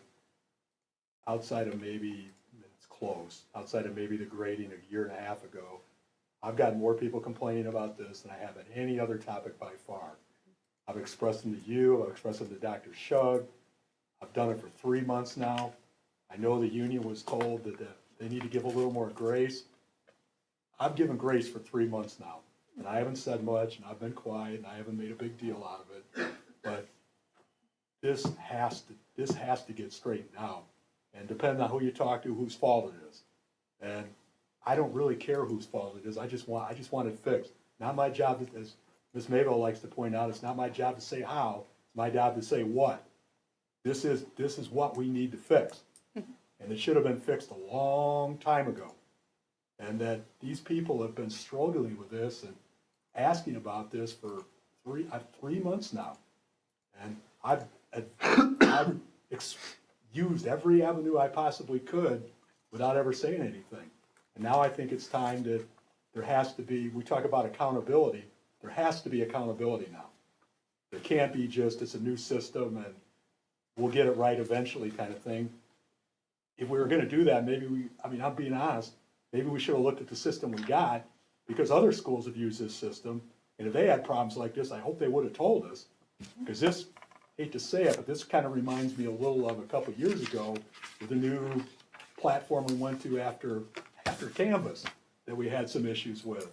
That it kind of went on and on and on and on. So I think if we're really getting it fixed, I'm happy as heck. Maybe I won't get any more phone calls or emails and stuff, but I mean, we have to see progress. 100% agree. And if you or anyone that is out there is continuing to have those issues, Dr. Ady and I have both asked that we be sent those situations directly to us so that we can address them. Because if you are still getting, or anybody is still getting those kinds of calls and those kind of emails, we are unaware of those situations at this point, because at this point, we have not had any outstanding issues. We actually had no meeting with our BEA, as there were no management issues to come up with. So I feel that we are at a much better place. I will 100% agree. It went on longer than it needed to be. And I am not in the position to point fingers and take blame and do those things. I will always answer everything I can with every ounce of transparency that I can through the process. Doesn't matter who's messing up or where it fell through. If it directly impacts our staff, that's our problem. That's not their problem, that's our problem. And so I do not disagree with you at any point. So please, if anybody's listening to this, if you're hearing me, if you have specific issues, reach out to myself, reach out to Dr. Ady. We will address those issues immediately, which we have been doing with the union when they reach out to us now. I have heard fewer people complaining about new incidents or episodes. I mean, the people that I was hearing from, I've heard fewer ones. lately. What I have heard from is people who have talked to their tax accountants about withholdings that were incorrect and things like that, and so they're trying to accelerate those now because they fear tax season. So what I fear we need to be prepared for is the possibility, there were some withholding numbers for some people, or at least what was reported in 2 or 3 different schools that they had submitted a request to have their, the number of withholdings or the information amended, and then it didn't happen, and now it is, but there were a period of several pay periods, even months, where that didn't happen. And so, of course, if you were preparing for, based on this year's taxes, that you needed to withhold more next year, and that didn't happen for a period of time, they're having to either accelerate that within their withholdings or try and save that separately. And the one gentleman that I heard from said, I was trying to be prepared for that, and I don't really have a lot extra. I was eking out enough to be better prepared for tax season, and now I have to double up, if you will, in order to maybe not get hit. So, we may see a resurgence of people who have some level of concerns about that. Yeah. And I am Anyway, aware, I'm I don't aware know, but- of 2 situations of that instance, and I will direct people to HR. I'm sorry, I just Yeah. interrupted you. I didn't realize it was more of a finance thing because their understanding was they turn these documents into HR. Right.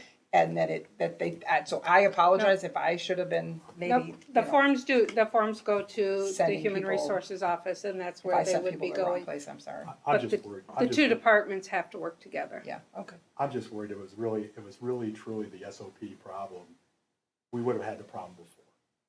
I'm not saying that's not part of it, but that can't be all of it or a lot of it, because we didn't have this problem before. I mean, I've been around here 20, not 20 years, but 15 at least. I've never heard this many payroll complaints before as now. And we never had to worry about the SOPs before, but now we do. I don't think the new system is all solely making us have to have new SOPs. No, and I apologize if that's the perception I gave. This is not just related to SOPs. This is how information flows and how we are processing transactions. So it is how staff communicates between the HR, the finance team, how we all work together, and understanding those ramifications. You had a system that was operating completely separate of each other. And so now you have an integrated system that is talking to each other, and if you make one change here, it's going to change here, which ultimately is really what you want to happen in your systems of your HR data feeding your finance data and that feeding your paychecks. Not being aware of how that connection is going to impact is the problem that we have had to address, that I will be 100% honest, that I would have probably made assumptions that during our training, as we walked through this, as we did the implementation, it appeared to be clear that those were those connections that were being made. I obviously assumed incorrectly that everybody was not seeing those connections. And so if we want to So in the old system, we didn't have to worry about those connections? not as intricately, you could change something here and it didn't flow over here. You had to manually send those. So every time you put in a transaction, if we put in a stipend, they could put in that stipend and nothing would ever happen to that stipend until somebody actually went in there and told it to send it to payroll. Now you put in this assignment and it sends directly to payroll. So when you put in this assignment, if this assignment is incorrect, it's flowing directly to payroll. So That was not a process that was in BP. Knowing the glitches we have now with this versus, or at least in the beginning, versus Business Plus, why'd we switch? Well, in Business Plus, it was 100% manual process. But it worked. It worked the way that you had it designed to work, yeah.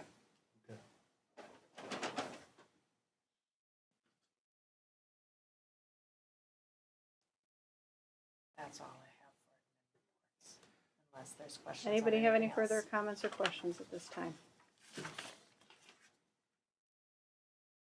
Yeah, just not to belabor this. The Skyward issues, are most of those with tax withholding type issues? Is that what we're seeing? No, No. no, that one, no. No. The one issue, I will say, with the tax withholdings, the situation that Board Member Whitcomb brought up, that is whether forms were received or not processed, that would happen regardless what system we were using. It had nothing to do with whether it was it wasn't in the system, so it couldn't have been processed. The issue, and I addressed this in April because it was known as soon as it came through with the tax withholdings, is Business Plus could only accommodate one tax table. Skyward withholds on both tax tables. So if you look at the IRS tax tables, there is withholding tables for pre-2020 tax forms and post-2020 tax forms. Business Plus only had the ability to hold one tax table, so it withheld at the pre-2020, which is the higher amount of taxes out of people's checks.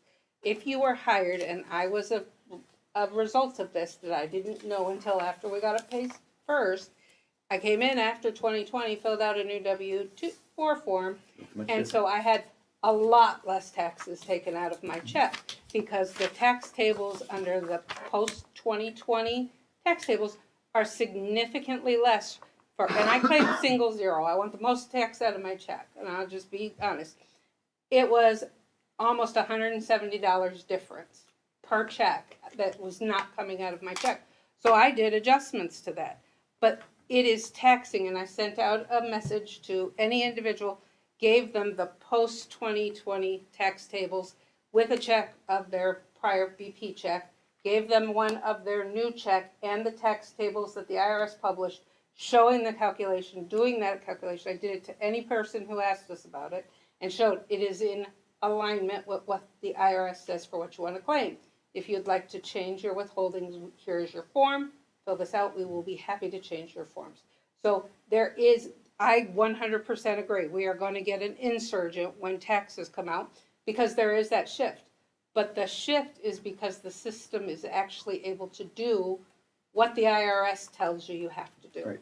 So we are going to hear that. And I would tell you, expect to hear that because as people start doing their taxes, they are going to be shocked because if they did post-2020 W-4s, they're not going to be getting returns like they used to do. But that is not the district's issue. We now have a system that is actually computing your taxes. It is importing your timesheets directly from instead of manual manipulation. It is calculating your contracts correctly. It is automating the processes and doing them in accordance with the law. Yeah, no, I'm completely aware of the 2020 changes. So that's why I was wondering if that's what most of the issues was, because. Yeah, that will be the issue that comes next. Any further discussion? Do I have a motion to adjourn the meeting? Some of, Member Herrera made a motion, Member Houck seconded the motion to adjourn. All those in favor say aye. Aye. Meeting adjourned at 9:03.